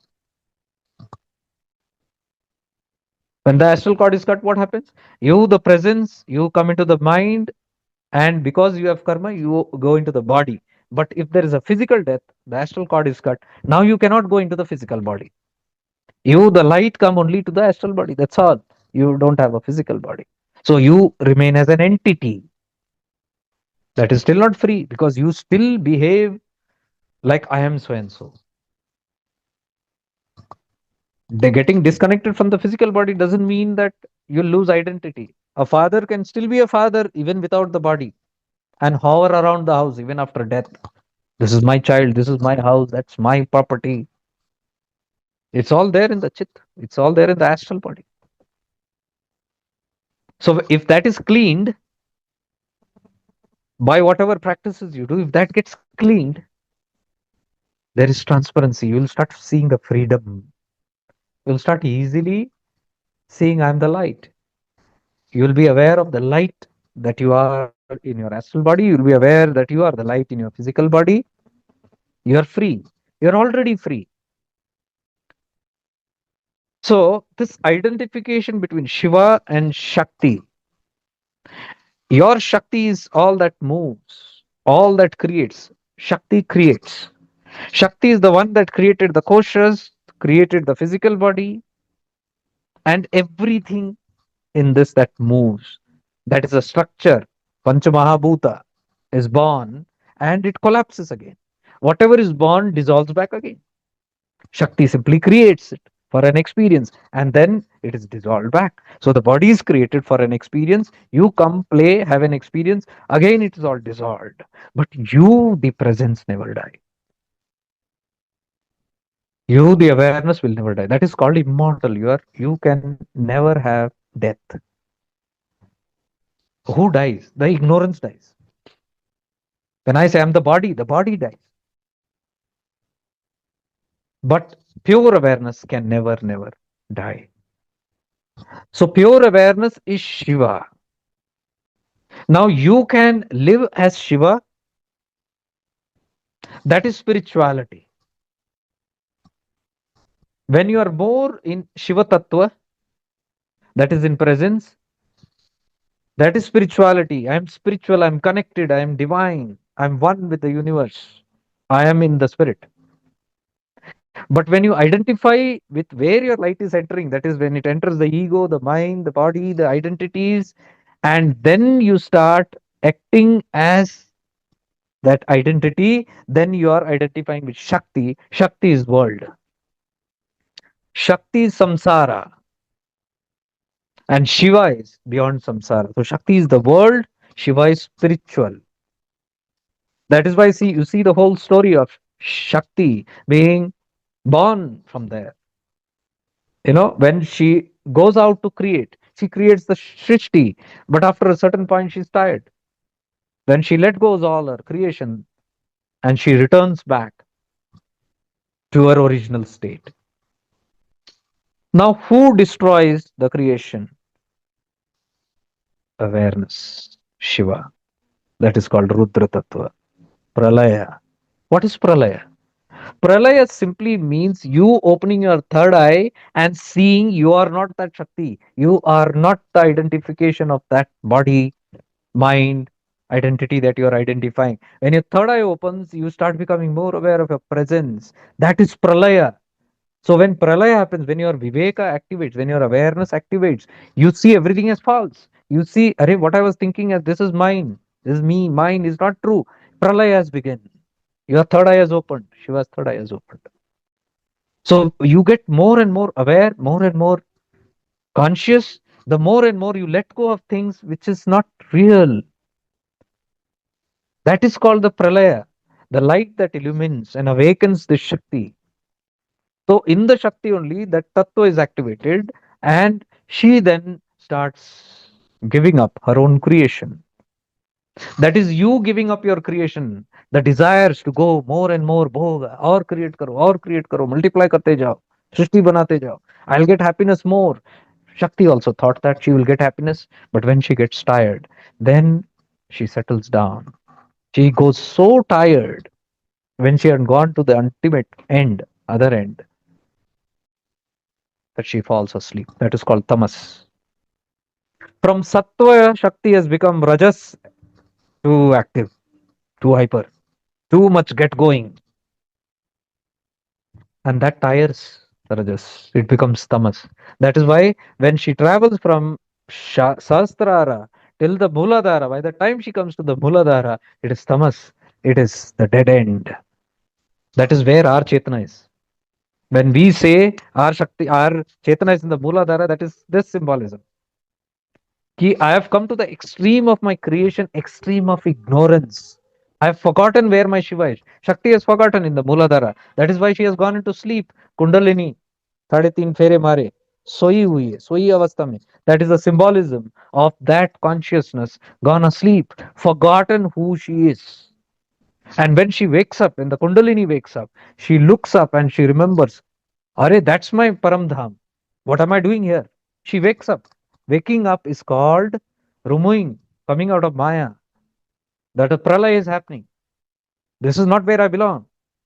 She leaves her Srishti and rushes upwards. Kundalini rushes towards Sastrara. That is you and me right now in the rushing mode. I can't call that rushing, but we are moving there. Rushing means those who have seen the things clearly, those whose Viveka has opened up completely and they can see there's nothing here much. Their pralay will be faster. The more the pralay, the faster you go up to your Shiva. That means the same light that has traveled so far that it has dimmed. जितना दूर जाओ उतना dim होते जाता है light. Come till the Mooladhara, light is almost gone. Now when pralay happens, you leave. छुटकारा सब छोड़ते हो जो भी आपने बनाया है. The light starts traveling back. The more your chiti starts rising upwards, the more illumined till you come close to who you are. Who am I, Ramana Maharshi? I am this pure awareness that left my space and went down. Now, the Shakti is the aspect of worldliness.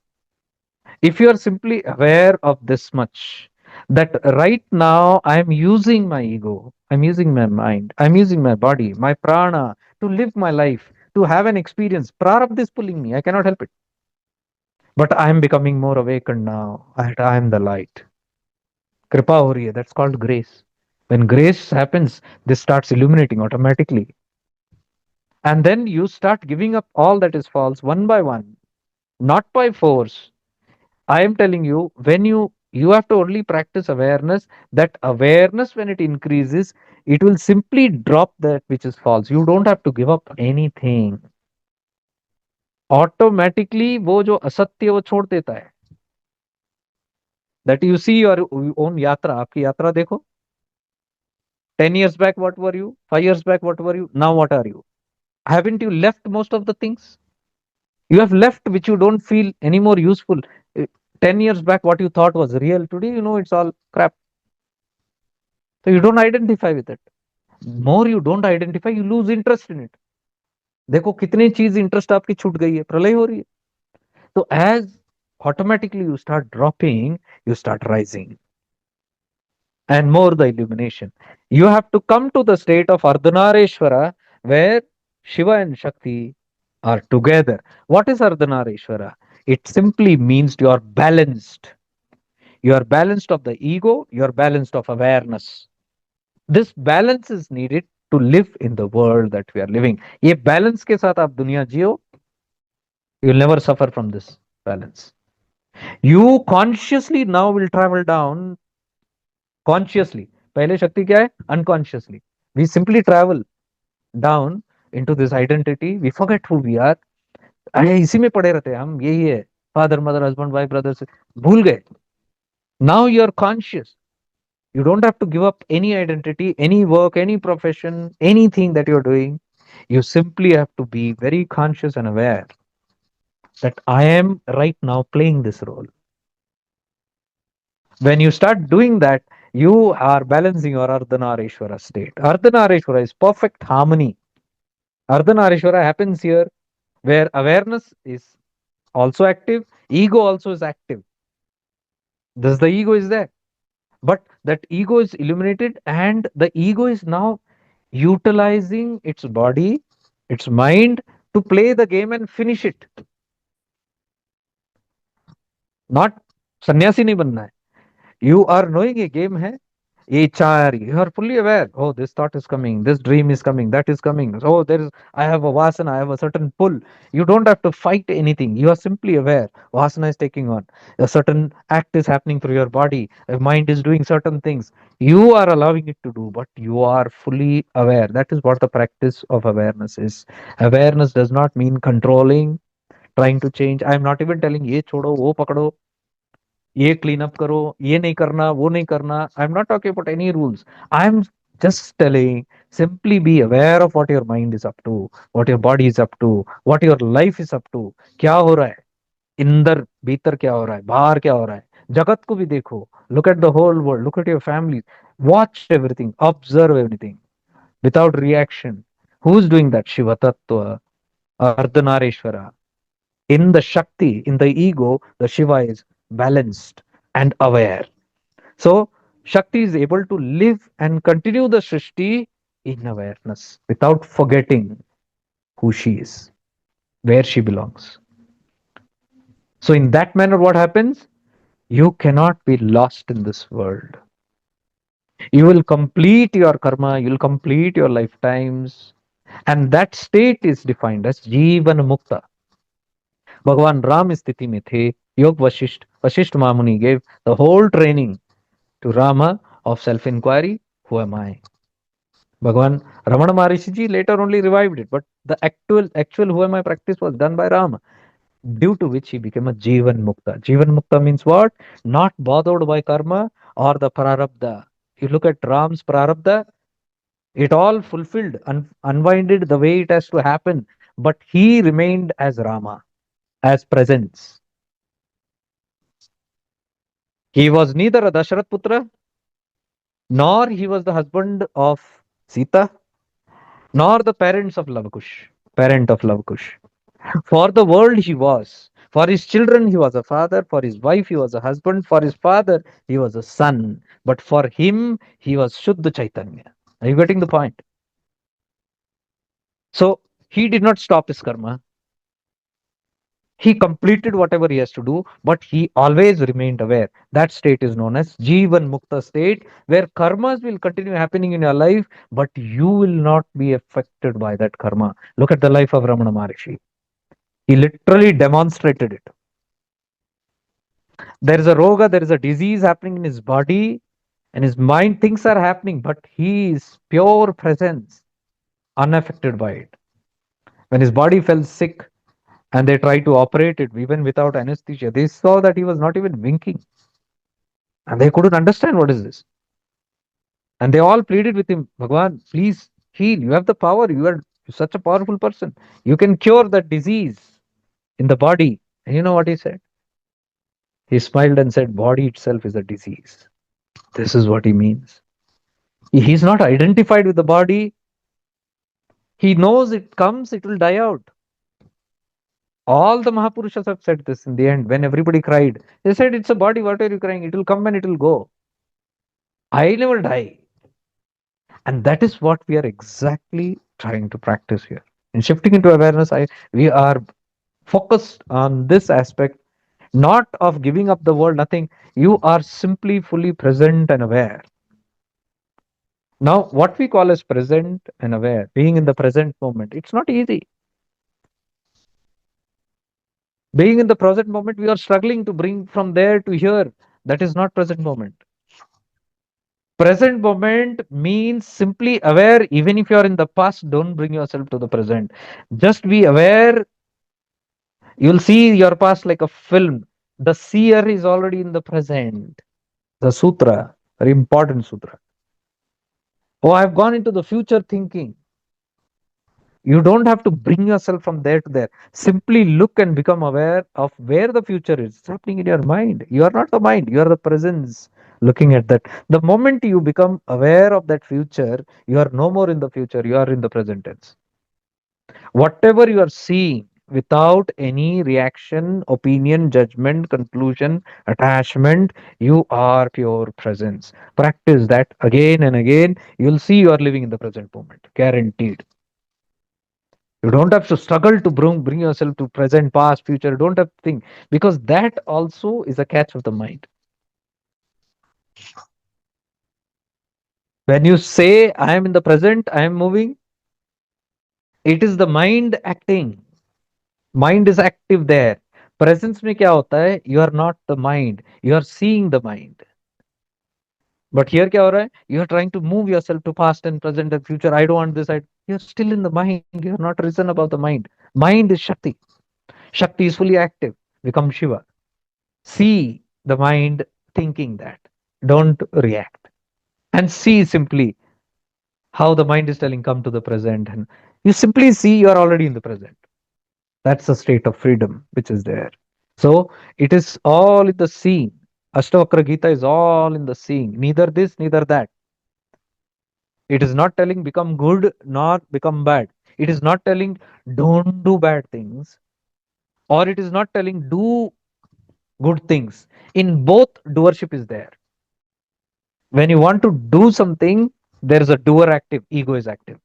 When you don't want to do something, that also is doing only. Not doing is doing. That also is doer only. Be detached from both.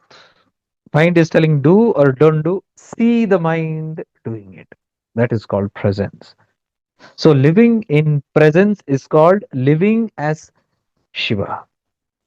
You look at Shiva, he's always simply a drishta. He does not interfere into what Shakti is doing, what Shakti is thinking. He is not influencing anything, even the decision to go and create Shakti, maintain Shakti, or break down Shakti and come back. Shiva doesn't tell anything.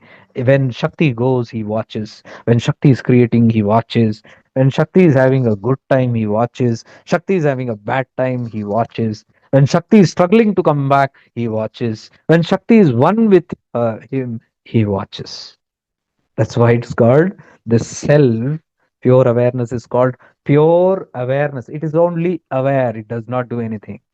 So, one part of us, the part of us that is aware is the Atman. The other part of us, which is the ego, which does, is the Shakti.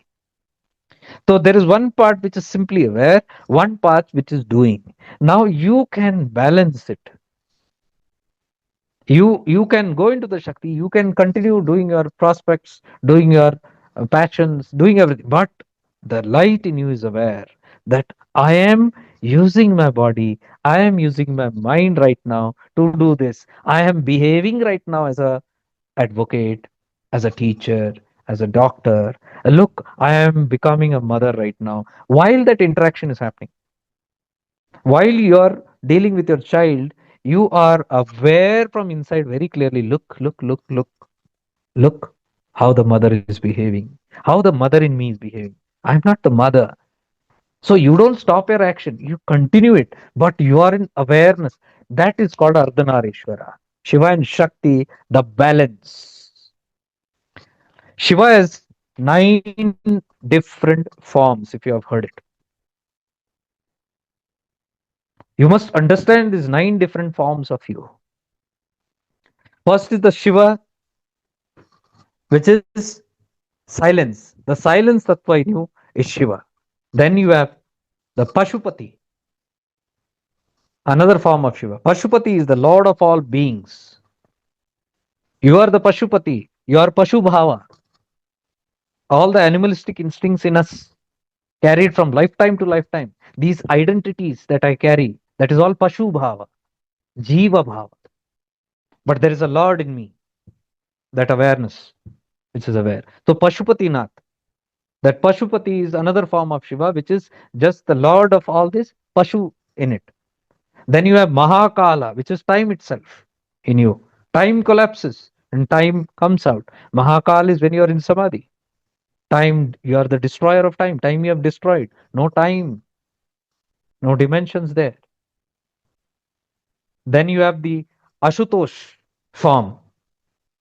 Ashutosh form of Shiva is fast manifestation. That power, that consciousness, which is connected with the creation, fast manifestation. Then you have the Ardhanareshwara format, which is balance, which we are talking today. In today's session, I took only one form of Shiva, that is the Ardhanareshwara, the balance of both. So this tattva, what we discussed today, is the Ardhanareshwara's energy, consciousness, one form of Shiva. This one form, one aspect of what we are saying, Ardhanareshwara. Then you have the Nataraja form in you.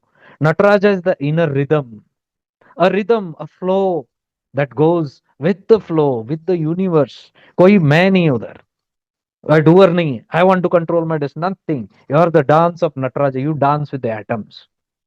However life keeps you, जिस विधि राखे उस विधि रहिए.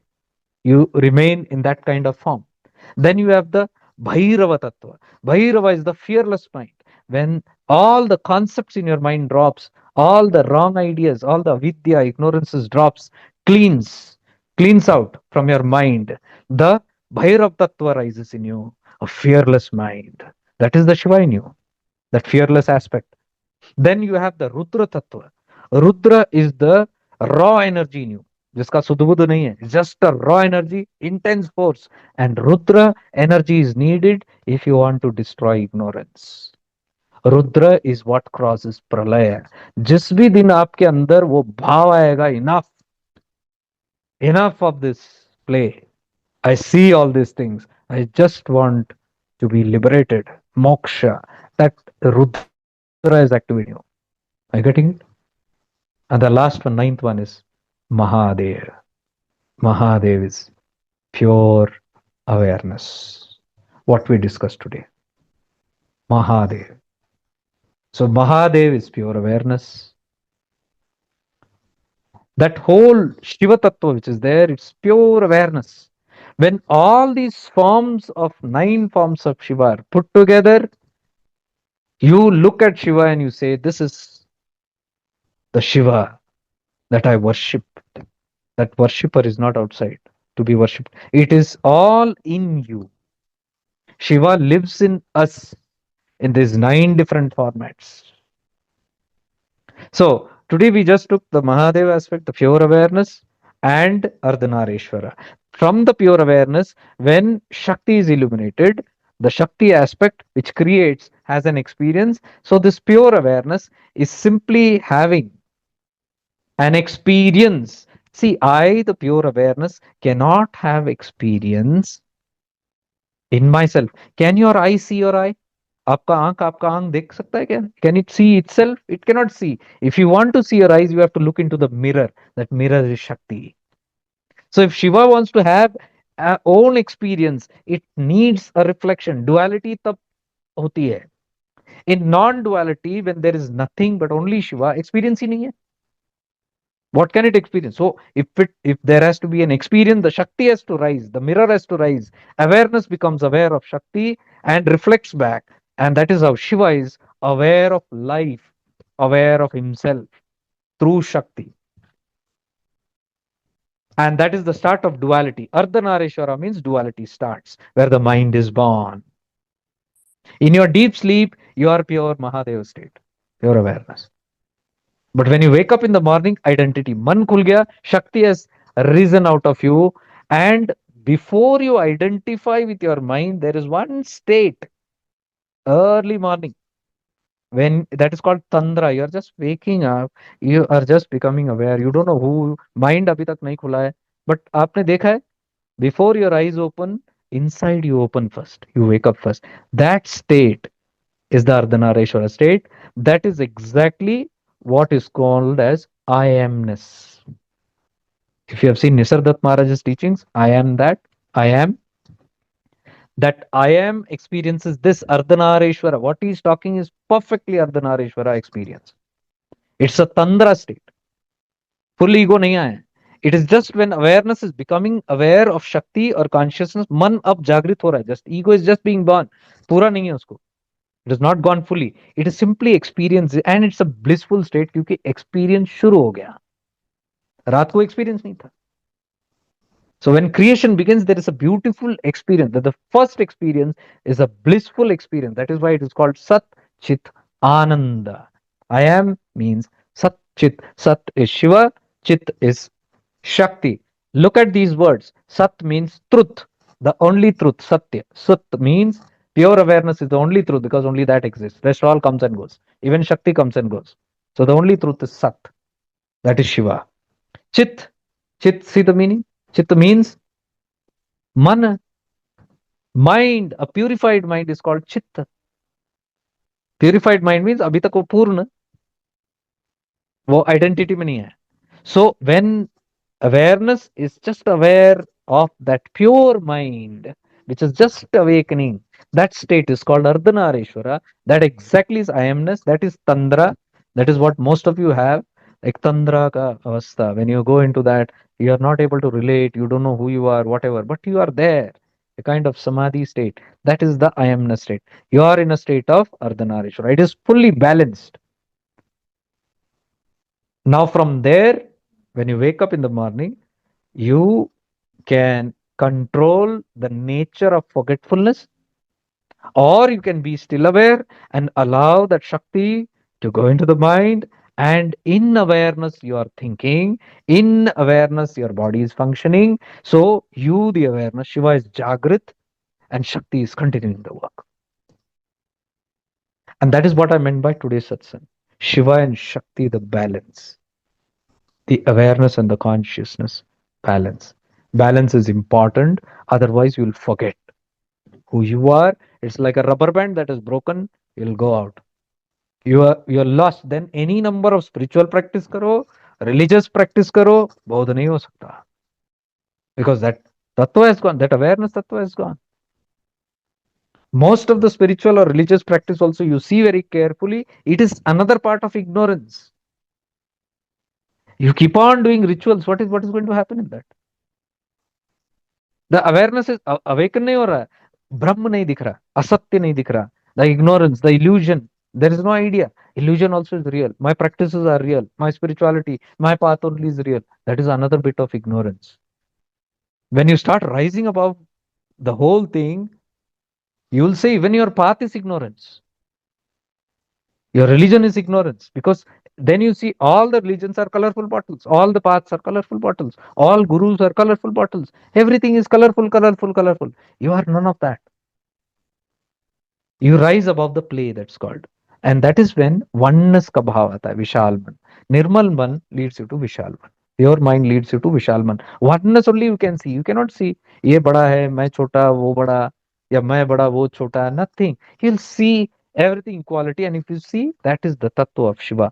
Mahadev sees everyone as one. उनके लिए देवता भी एक, असुर भी एक. That is why he is known as Pashupati. Pashupati means the lord of all the beings. Even asuras worship him. Even the entities worship him. Even Pret Pishash worship him. उनको धुतकारता नहीं है Mahadev. Mahadev does not say, hey, hut, your negative energy, go from here. सबको एक unconditional, because it is all born out of his light. It is all a part of the Shakti's play. How can he discard anyone? So those who are becoming very aware and reaching to the state of Mahadeva can never see differences in the world. ऊंच नीच का सवाल नहीं है. मेरा path बड़ा, उनका path छोटा. I am doing great work, you are not doing great work. These kind of thoughts cannot come for a Mahadev devotee.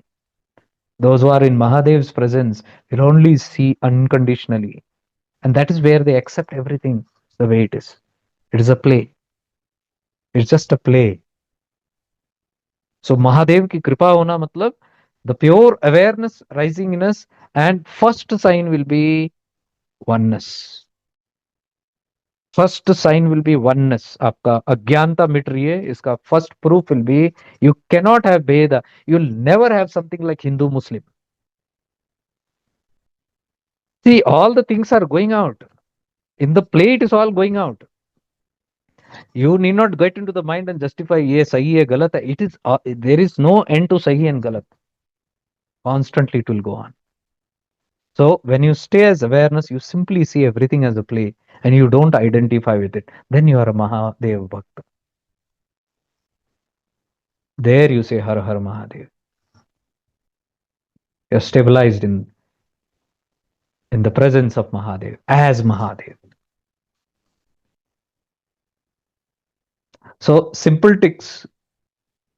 What I would do is just as you're sitting, just become aware. Just become aware. I'll just try to recollect as a small experience.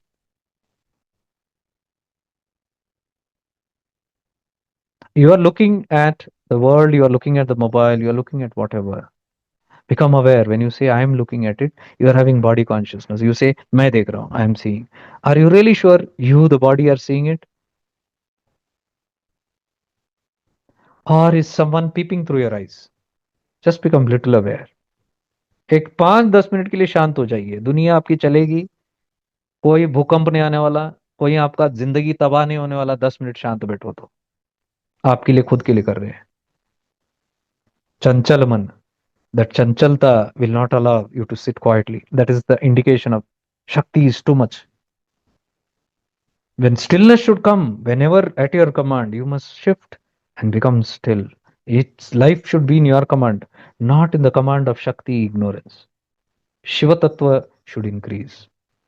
To increase Shiva Tattva, just become aware and see, am I seeing or am I peeping through my eyes? Suddenly you'll start getting a different experience. Yes, I am actually peeping from my eyes. I am not the eyes. I am listening through my ears. I am not the listener.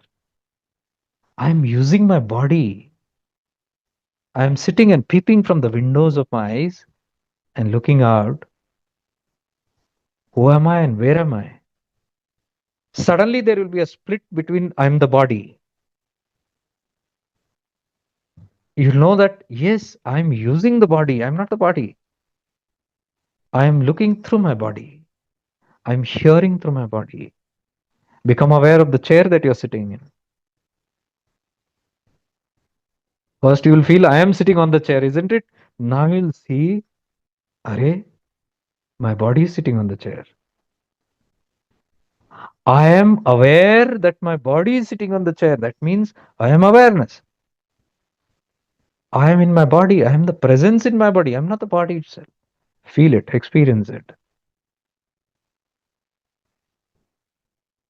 You'll start becoming aware of a presence that is living as an entity in this body. Whatever you look at, you're looking through the body. You are using the body to see, using the body to hear, using the body to touch and feel.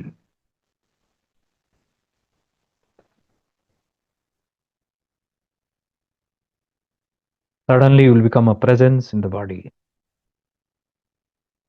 Now, for you, the first split, if you can do this and you can feel, yes, I am an entity. And from this space, if you look at the world, you look at your family, you look at your work, you'll see that you are doing the work through the body. You are holding your child with the body. You are not the one who's directly with the child. You are using the body because the body has an identity. Your child doesn't know your presence. Your child thinks your body is the father. So who's the father? The body is the father. You are not the father.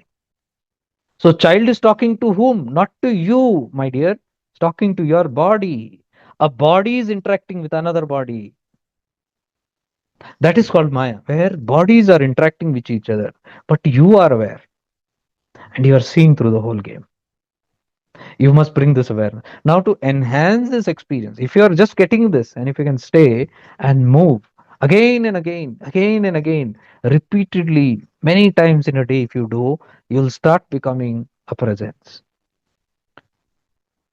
A couple of weeks to months, if you do this regularly, you'll start always being in awareness and you're aware what your body is doing, what your mind is doing. You're aware, I am not the mind. That is why Ramana Maharishi said, you are not dirty. You are not bad. You are not impure. Your mind or body might be impure. You are pure presence. Identify more and more with the presence, he said. Leave the karma to the mind. Leave your vasanas to the mind. It's all happening there in the body and mind. But you are the presence. Become aware. Suddenly you will become separate from your vasanas, from your identities, and thus the grip over karmas will start reducing. You'll start feeling a little bit free, free from the identification. That is how Ramana lived his life, so free that anything later happened to his mind body, he was unaffected. It leads there, Jivan Mukta state. These practices. So if you are able to get this, fine. If you are not, then what you have to do is these three things, remember: either the mind, the body, and your presence. You are the presence, sometimes in your mind, sometimes in your body, sometimes in your mind body. You have to be always aware. Right now, I'm in my mind, I'm seeing the thoughts, I'm in the body. Now, to enhance this experience, the three things you can do, you can use the three indriyas of the five indriyas. One is the seeing, the other is hearing, and the third is touch. What you need to do is when you're seeing anything, if you want to move into this presence and into the present moment effortlessly, what you do is instead of focusing on one thing, spread the vision into everything. It's called peripheral vision. Right now, you can do it with me. You're looking at the mobile. Now, you're not only focusing on the mobile, you're also aware of all the other things in the room.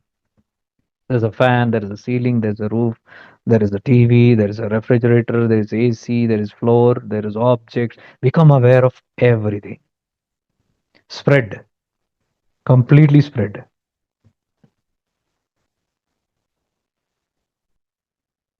Don't see one thing. One thing when you see, that's the ego. Okay, that's the sign that the mind is an action. How to know whether you're in mind or presence? Mind will always catch only one thing at a time. वो एक ही चीज को देखेगा. But the moment you spread, suddenly you will see you are becoming awareness.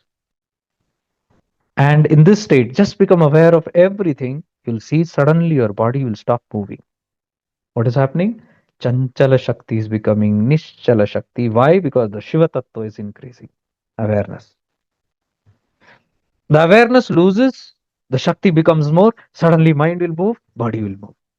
You have to keep experimenting. So, seeing is one thing, hearing. You're hearing only me. If you're not wearing a earphone, it's more easier. But there are other sounds in the room. There might be a fan sound, AC sound, birds outside, vehicles honking, people speaking, vessels moving, your breath sound. Become aware of everything, not one thing. You spread your awareness into all the sounds. एक साथ सबको पकड़ो. Go 2 kilometers extreme. What all sounds can you catch? Listen to all the sounds. एक साथ. Suddenly you'll see your body has become still. Now, what are you doing? I never told you still your body, still your mind. Simply you spread awareness, your body has to become still. Nischala. Can you combine both? See everything together and hear everything together. It will become more powerful. Awareness. Even more powerful.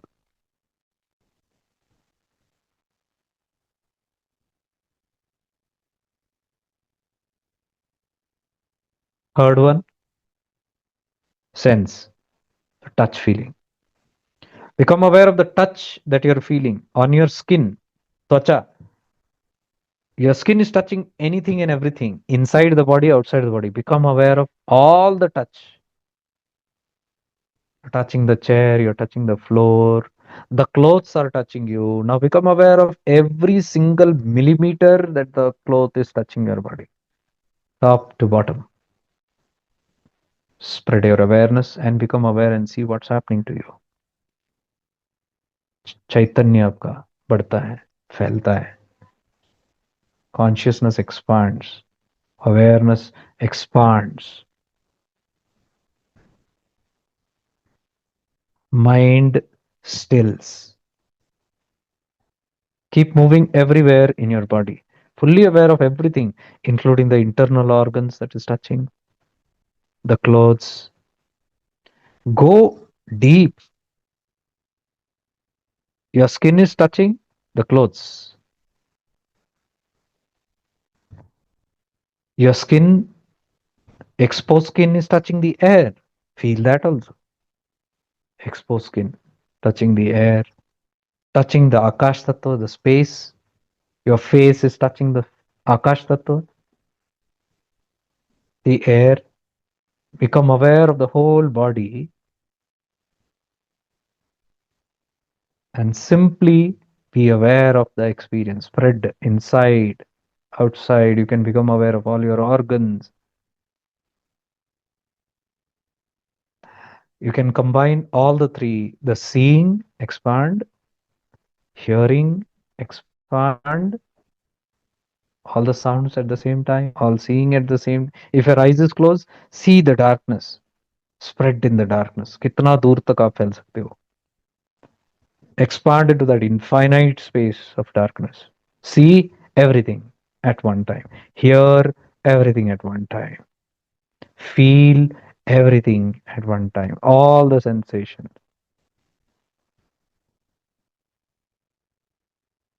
Become aware of all the sensations. Some place you're feeling comfort, discomfort. Just be aware. Nothing to do. Some areas warm, cold. Just be aware.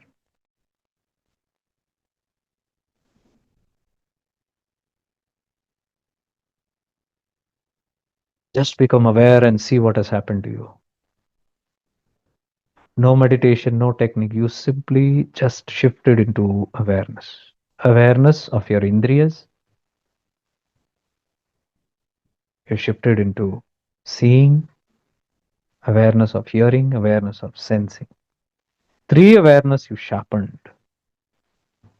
The other two are smell and taste. But वो कम प्रभाव करता है. You can add if you want. Become aware of all the smell, of all the taste. All the five indriyas, which is Shakti, now has increased Shiva Tattva in it. Previously, what it was? Only Shakti. I'm only seeing, I'm only hearing one at a time. But when Shiva Tattva increases in you, what happens? Balance comes. Now, what you are aware also. At the same time, you are living also. You are seeing, you are feeling, you are hearing. कुछ बंद नहीं हुआ है काम. लेकिन you have become more sajak, more aware. This is the state of Shiva and Shakti balanced. जितना हो सके, you try to live your life in this manner and keep on increasing and decreasing according to your requirement. Like if you are in your office, you cannot be in this mode, right? There you allow your mind to function, body to function, energy to function, movement to function, but still be aware. 80% might be Shakti, but 20% should be awareness. What I'm trying to tell is don't make it 0%. Keep some awareness, at least 10%, 5%, even when you're doing something. And then when you're not doing, when you feel, increase the awareness. Just do these exercises, spread out. When you have a break time or something, increase it. Suddenly the Shiva Tattva will become 80%, 20% only the Shakti. Mind, ego is functioning only 20%. This keep on balancing, practicing. This way, what will happen? When I want, how much I want, I go into the world, live it, but again I come back.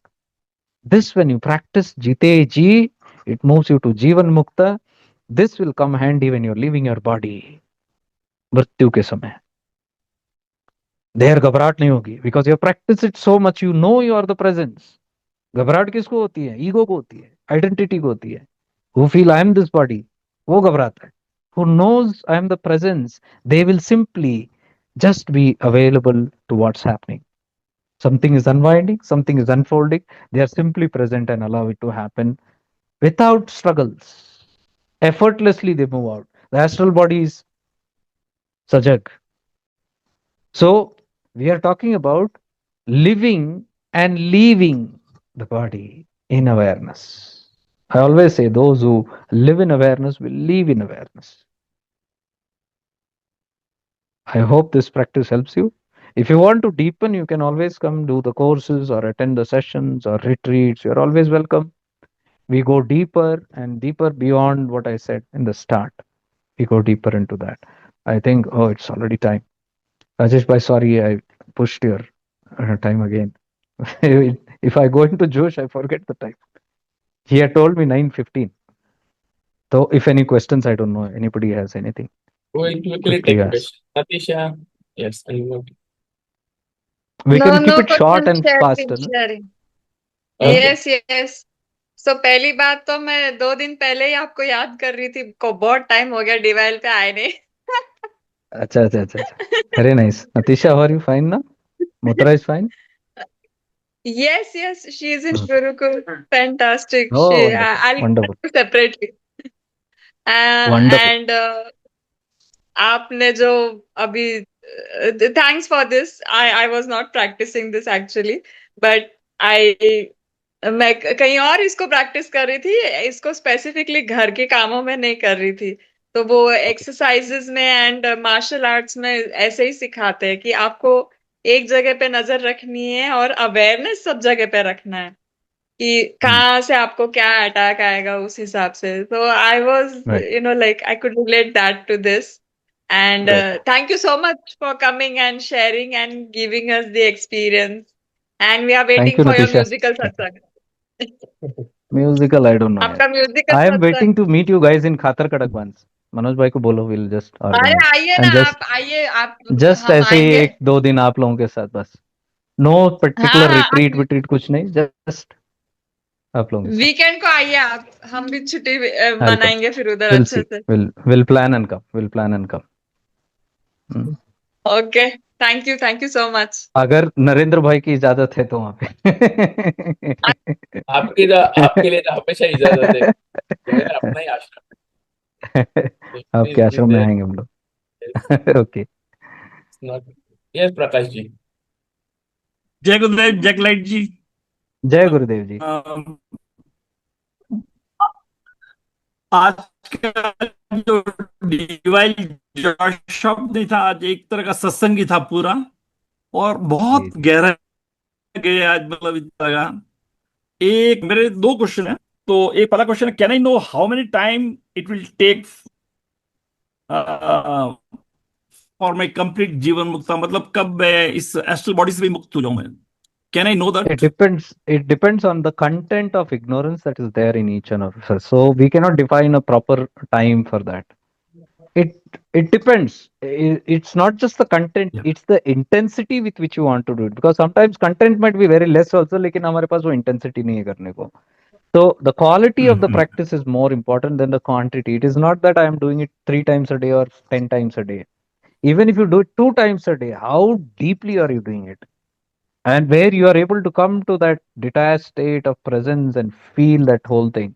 तो इसको लगातार करने से क्या होता है, programming होना पड़ता है. The subconscious has to get programmed in such a way that you start living in awareness. See, it doesn't matter. I am not talking on karma content. Ki I have to finish my karma. Here there is no talk about finishing karma because there is nothing called finishing karma. That day will never come. Where we think that one day all my karma will go. It is your karmas will keep acting on your body, mind. It will continue. But where are you? The more you are in presence, it doesn't then matter how much time is it going to take in the body and mind. Let that go on. Even another 2 janmas also doesn't matter. But I remain in the state of freedom. So that is possible. The mukti, what we are saying is that karma is to completely exhaust. That we do not know how much the content is there.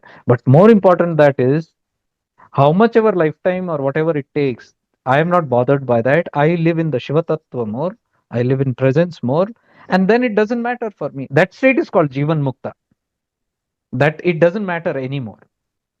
Yes, the second question is, does the body get the next birth immediately after our death?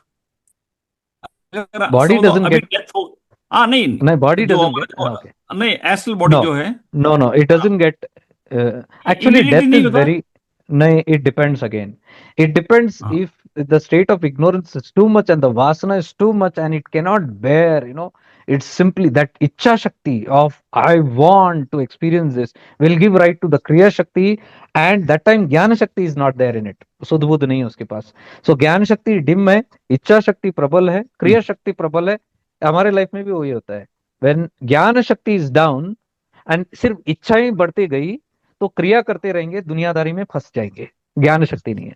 So that way, even after death, if the Jnana Shakti is not much, then it will simply, without Gyan, simply enter into any body. So that is very automatic.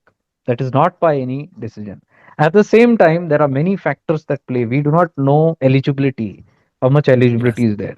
One thing I'll briefly tell is, if we have too much of negative karmas, the body navigates automatically towards the lower dimension.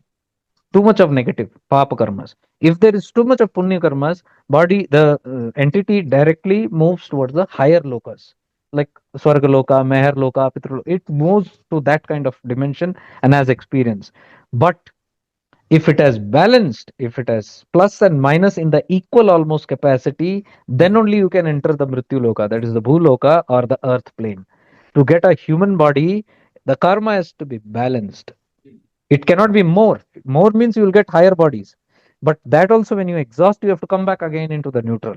So neither going up or neither going down is freedom है नहीं.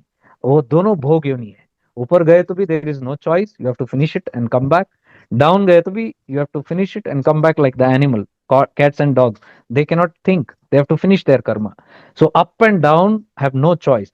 Only the humans have a choice. That is why this is very precious. बड़े भाग मनुष्य तन पावा. We should not lose this opportunity. पता नहीं कब क्या मिल सकता है आगे. हो गया? ठीक है. Thank you, Sajid. Thank you so Thank you. much, Jack Lights. Thank you, Thank you, sir. Yes, Shamla ma. नमस्कार जी. हाँ नमस्कार श्यामला माँ. बहुत अच्छा लग रहा है कि बहुत दिन के बाद आप अगेन एक फ्लोटो में आ गया. हम सब लोग मिले थे काटर कड़ज में जनवरी. Yes, yes. याद है आपका बर्थडे भी था, हमने खुद नाचे थे, डांस वांस किए थे. यस यस, ये माला माँ भी बहुत नाचे थे हमारे साथ, मेरे को याद है. तो ऐसा नतीशा बोले ना, आप आइए, जरूर आइए. हमारा अब आप पूछने को जरूरत नहीं, आपका घर है, सबका घर है वो हमारा कातर कड़ज. जी जी जी. You are most Definitely. Welcome. तो आज का सेशन तो एकदम डेप्थ लेवल में, तो हम थोड़ा ये कल्चर में है, थोड़ा बहुत हमको समझता है what is karma and how it going to make it barbaric. आजकल हम लोग, मनोज जी ने एक Right. वर्ड हमको सिखाया, बैलेंस इधर लो में इधर हाई में, कैसा मिडिल में Right. हम रह सकते हैं. मिडल में. करेक्ट या correct. That is Neutral. Barbarik view में कैसा रहने का सिखाया है. इसके लिए थोड़ा सा इजीली समझता है, लेकिन इट इज बहुत डेप्थ लेवल मुझे मीनिंग है. राजेश भाई ने बोला कि इंग्लिश में करना है आज का, तो I did it. I think on today's date it's all only English, right? बाकी का डेज में आपका हिंदी म्यूजिकल होता है. जरूर हम एंजॉय करते ही करते. ये वाला जो सब्जेक्ट है, और कभी और थोड़े डेप्थ में आप लेके जाएंगे. हाँ, वी ये कैन भी गो. या we can go next session में और आगे कंटिन्यू कर सकते यस हैं. यस, इट इज बहुत सो सारे जो आगे की चीज है. This is today to live the world, how to live in a worldly life. क्योंकि हमारा मेन तो प्रायोरिटी यही है. Our priority is to live in this world. जो थोड़ा दिक्कत होता है, तो we can still navigate through this world also by being in the Shiva tattva more. Beautiful beautiful. Thank you very much. Love you. Thank you ji. Thank you. Yes, Ajay ji.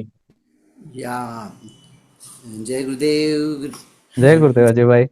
जय sir, बहुत बहुत बहुत अच्छा लगा आपको मिलके. बहुत दिन हो गए आपको नहीं मिले. अच्छा तो लगा. एटलीस्ट अभी तो मिले. वो सब सत्संग आपका चल रहा था, तभी वो सब सत्संग याद आ रहे थे. वेंसडे रिचार्जर्स में आप जो ले रहे थे, सब रिकैप हो रहा था, और बहुत ही डेप्थ पे आज आप लेके गए. और मीन्स आई नो ये सबको समझना इतना आसान नहीं होता, लेकिन जिनको समझ में, जिनको अनुभव है, वो लोगों को तो थोड़ा उसमें अंदर जरूर फायदा होता है. But really wonderful, very nice. अभी आपके इधर बेंगलोर में ही है? मैं घूमते रहता हूँ, एक जगह में नहीं हूँ, ऐसे ही घूमते भटकते रहता हूँ इधर उधर. अभी नॉर्थ कर्नाटक में हूँ. ओह अच्छा अच्छा अच्छा अच्छा. ओके, आइए जल्दी वापस, जल्दी. म्यूजिकल में अश्विनी जी को भी मेरा प्रणाम बोल दीजिएगा. यस यस यस, बताता हूँ मैं. ये वो भी सुन रही थी अभी. अच्छा, हम दोनों भी सुन रहे थे आपका अच्छा सेशन. ठीक है जी. वो मेडिटेशन भी बहुत, अवेयरनेस का मेडिटेशन भी बहुत अच्छा है और Okay. हम करेंगे वो जरूर। अब Okay. मैं अभी क्योंकि मैं बीच में मिस खाना खाने का टाइम हो गया तो वो खाना कर रहा था लेकिन आई विल प्रैक्टिस दिस। पहले भी Okay. मैंने प्रैक्टिस किया लेकिन अभी वापस आपने रिवाइज कर दिया उसको तो I will do Yes, it. yes, yes. We can practice. We can practice. इससे बढ़ता है निश्चित रूप से। Definitely.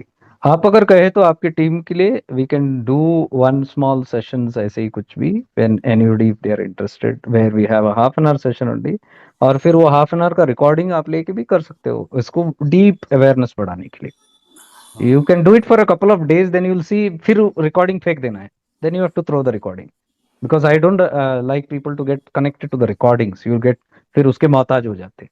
You learn it, develop it, and then you can do it, leave it off। वो भी कर सकते हैं। आपकी टीम से आप लोग बात करके बताओ, जैसे भी है।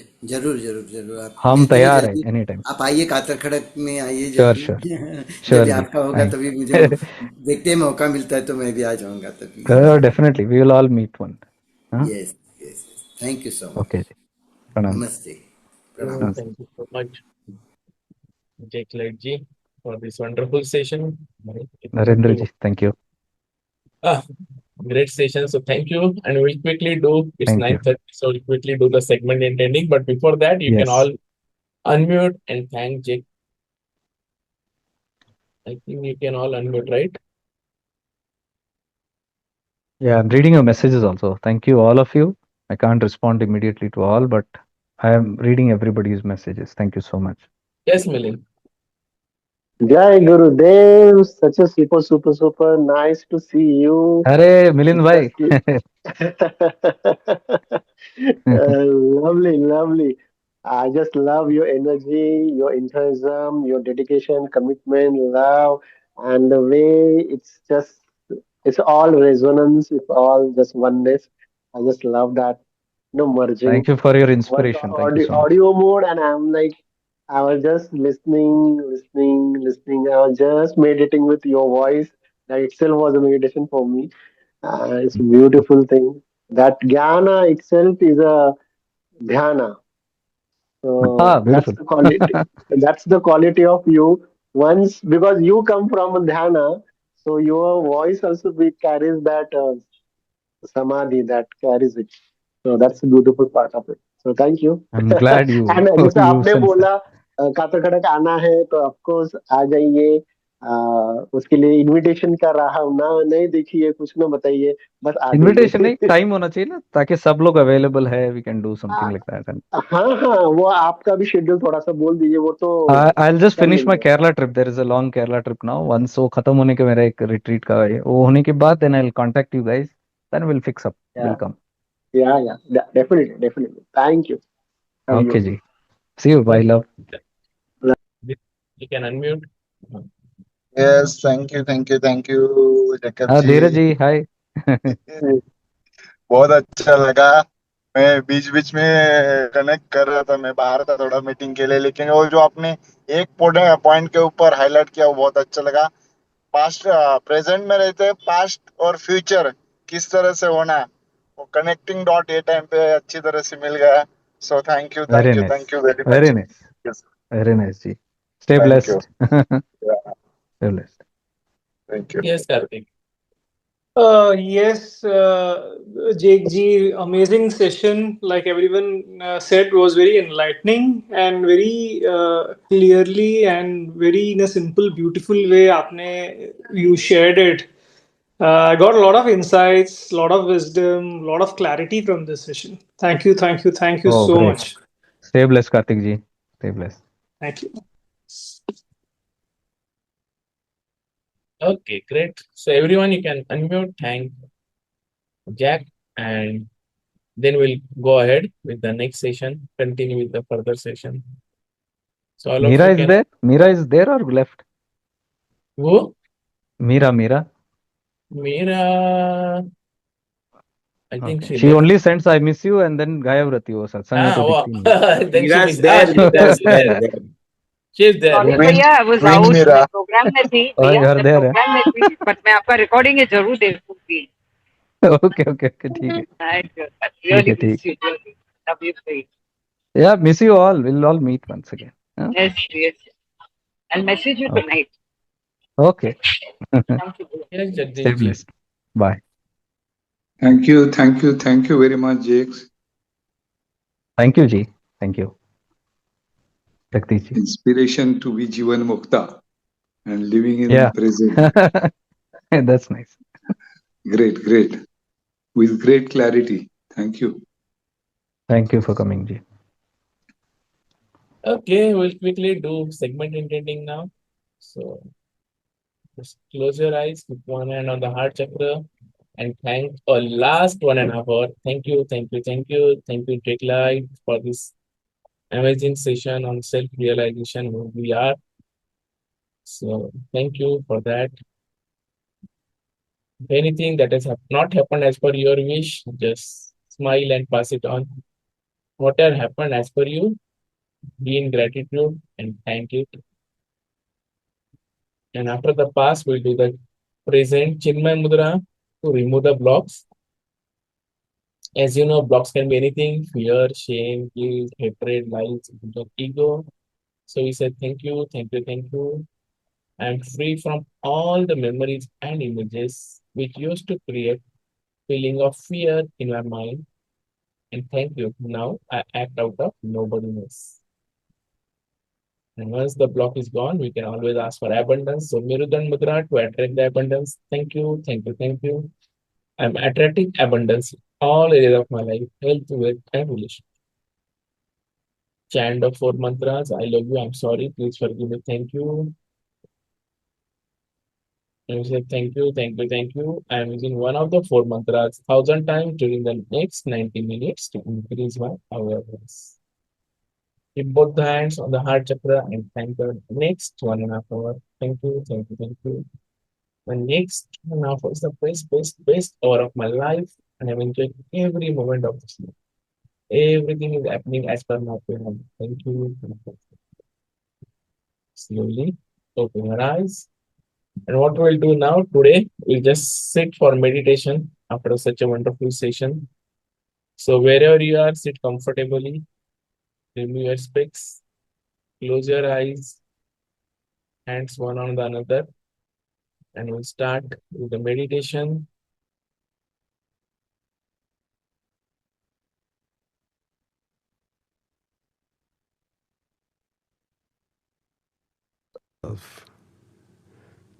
What is loving yourself?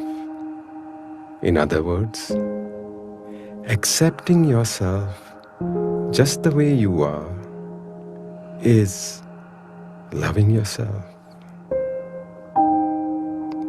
If you have revengeful feelings for someone, it's okay. It's okay to have revengeful feelings, but we need to let it go. Let it go. First, accept that you have revengeful feelings, and then let it go. If you have anger for someone, it's okay to have anger. It's okay to have anger for that person, and let that feeling for anger, let it go. If you are frustrated with someone or some situation, it's okay to feel frustrated.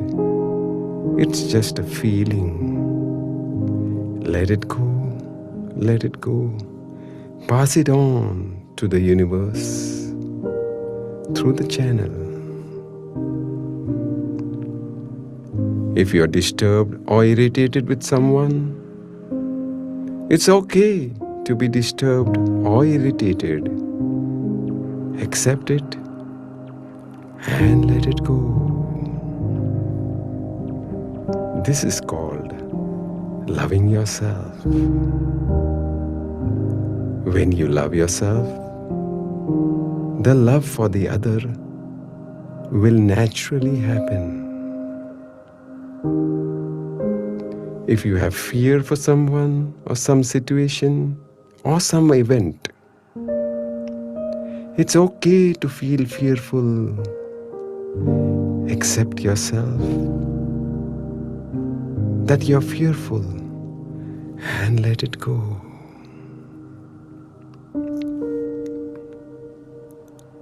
If you're shameful or guilty about something, it's okay to feel shameful or guilty. Accept it, pass it on, let it go to the universe, to the cosmos. If you're feeling hatred for someone, it's okay to feel hatred. Accept yourself with that feeling of hatred. It's just an emotion.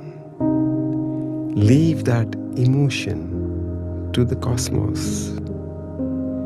Emotion, energy in motion. When you accept yourself, this is loving yourself. If you're feeling unloved, it's okay to feel unloved. Accept that you're feeling unloved and let it go. Pass it on to the cosmos, to the universe. If you're feeling lack in your life, shortage of something, maybe health, wealth, money, relationships, it's okay to feel the shortage. It's okay to feel lack. Accept that you are in lack. Accept that feeling and pass it on. Pass it on to the universe. Let it go. This is called loving yourself. Loving yourself when you accept the way you are, when you accept the feeling you have, when you accept the emotion you have, it means you are loving yourself. When you let it go, you are loving yourself even more. When you restart, that's true loving yourself. If you're feeling complaint against other people in the world, life itself, it's okay to feel complaints about others. Accept that you are complaining. Leave the feeling of complaint. It is just an emotion. Let the feeling of complaint disappear. Pass it on. Let it go. Let it go. Let it go. If you're feeling restless, ashamed, it's okay to feel restless and ashamed. Accept it. Accept that you're feeling this way. It's just a feeling. Let the feeling go, pass it on, and let it go to the universe through your channel. If you're feeling blamed, if you're feeling blaming people, it's okay to blame. Accept that you're blaming. It's just a feeling. Let it go. This is loving yourself. If you're feeling unworthiness, it's okay to feel unworthiness. Accept it's just a feeling. Let it go. Let it go. If you have abused yourself, self-abused, It's okay, it has happened. Let that go also. Pass it on. If you're feeling lonely, attachment to something, to someone, let that also go. Accept that it's okay to feel this way. Let the feeling go. If you're feeling hurt or hopeless, it's okay to feel hurt. It's okay to feel hopeless. Accept that it's just a feeling. Let the feeling go. Let it go to the cosmos. This is called loving yourself. If you're feeling jealous of some person, of anything in life, if you're complaining about yourself, it's okay to feel jealous, complaining, comparing. Accept you are feeling it and pass it on. Let it go. These are all feelings, and it's okay to feel something. When we accept it, we are loving ourselves. When we pass it on, we are giving it back to the universe. We are loving ourselves even more. All we have to do is pass on these feelings. All we have to do is become aware of these feelings. This is called loving yourself. Segwit intending is there so that we can remember to pass on these feelings. Segment intending is just there. So in between the 90 minutes, when we feel any of these feelings, we can pass it on. When we feel judgmental of others, how many times we feel in that 90 minutes, that many times we need to pass it on, pass it on, pass it on. This is accepting yourself the way you are. It means loving yourself the way you are. And then, when we love ourselves the way we are, we love others the way they are.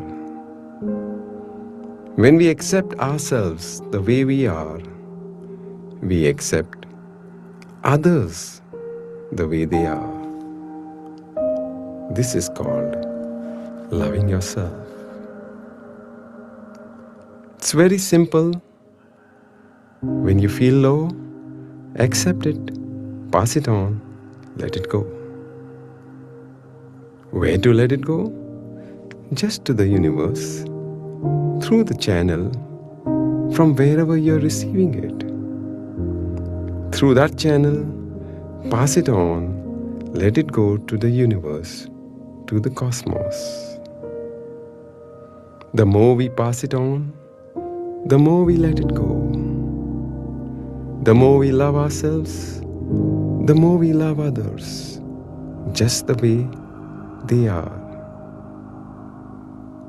The more we accept ourselves with all our limitations, the more we will accept others with their limitations.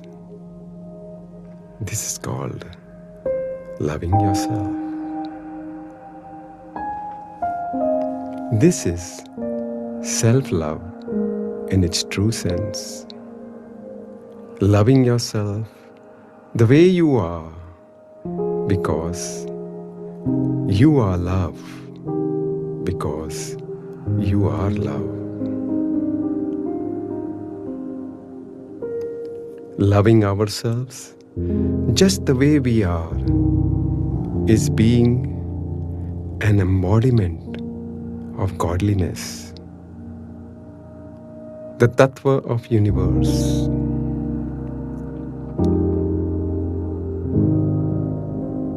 So, how many times can you do it between the 90 minutes of segment intending? That's the secret.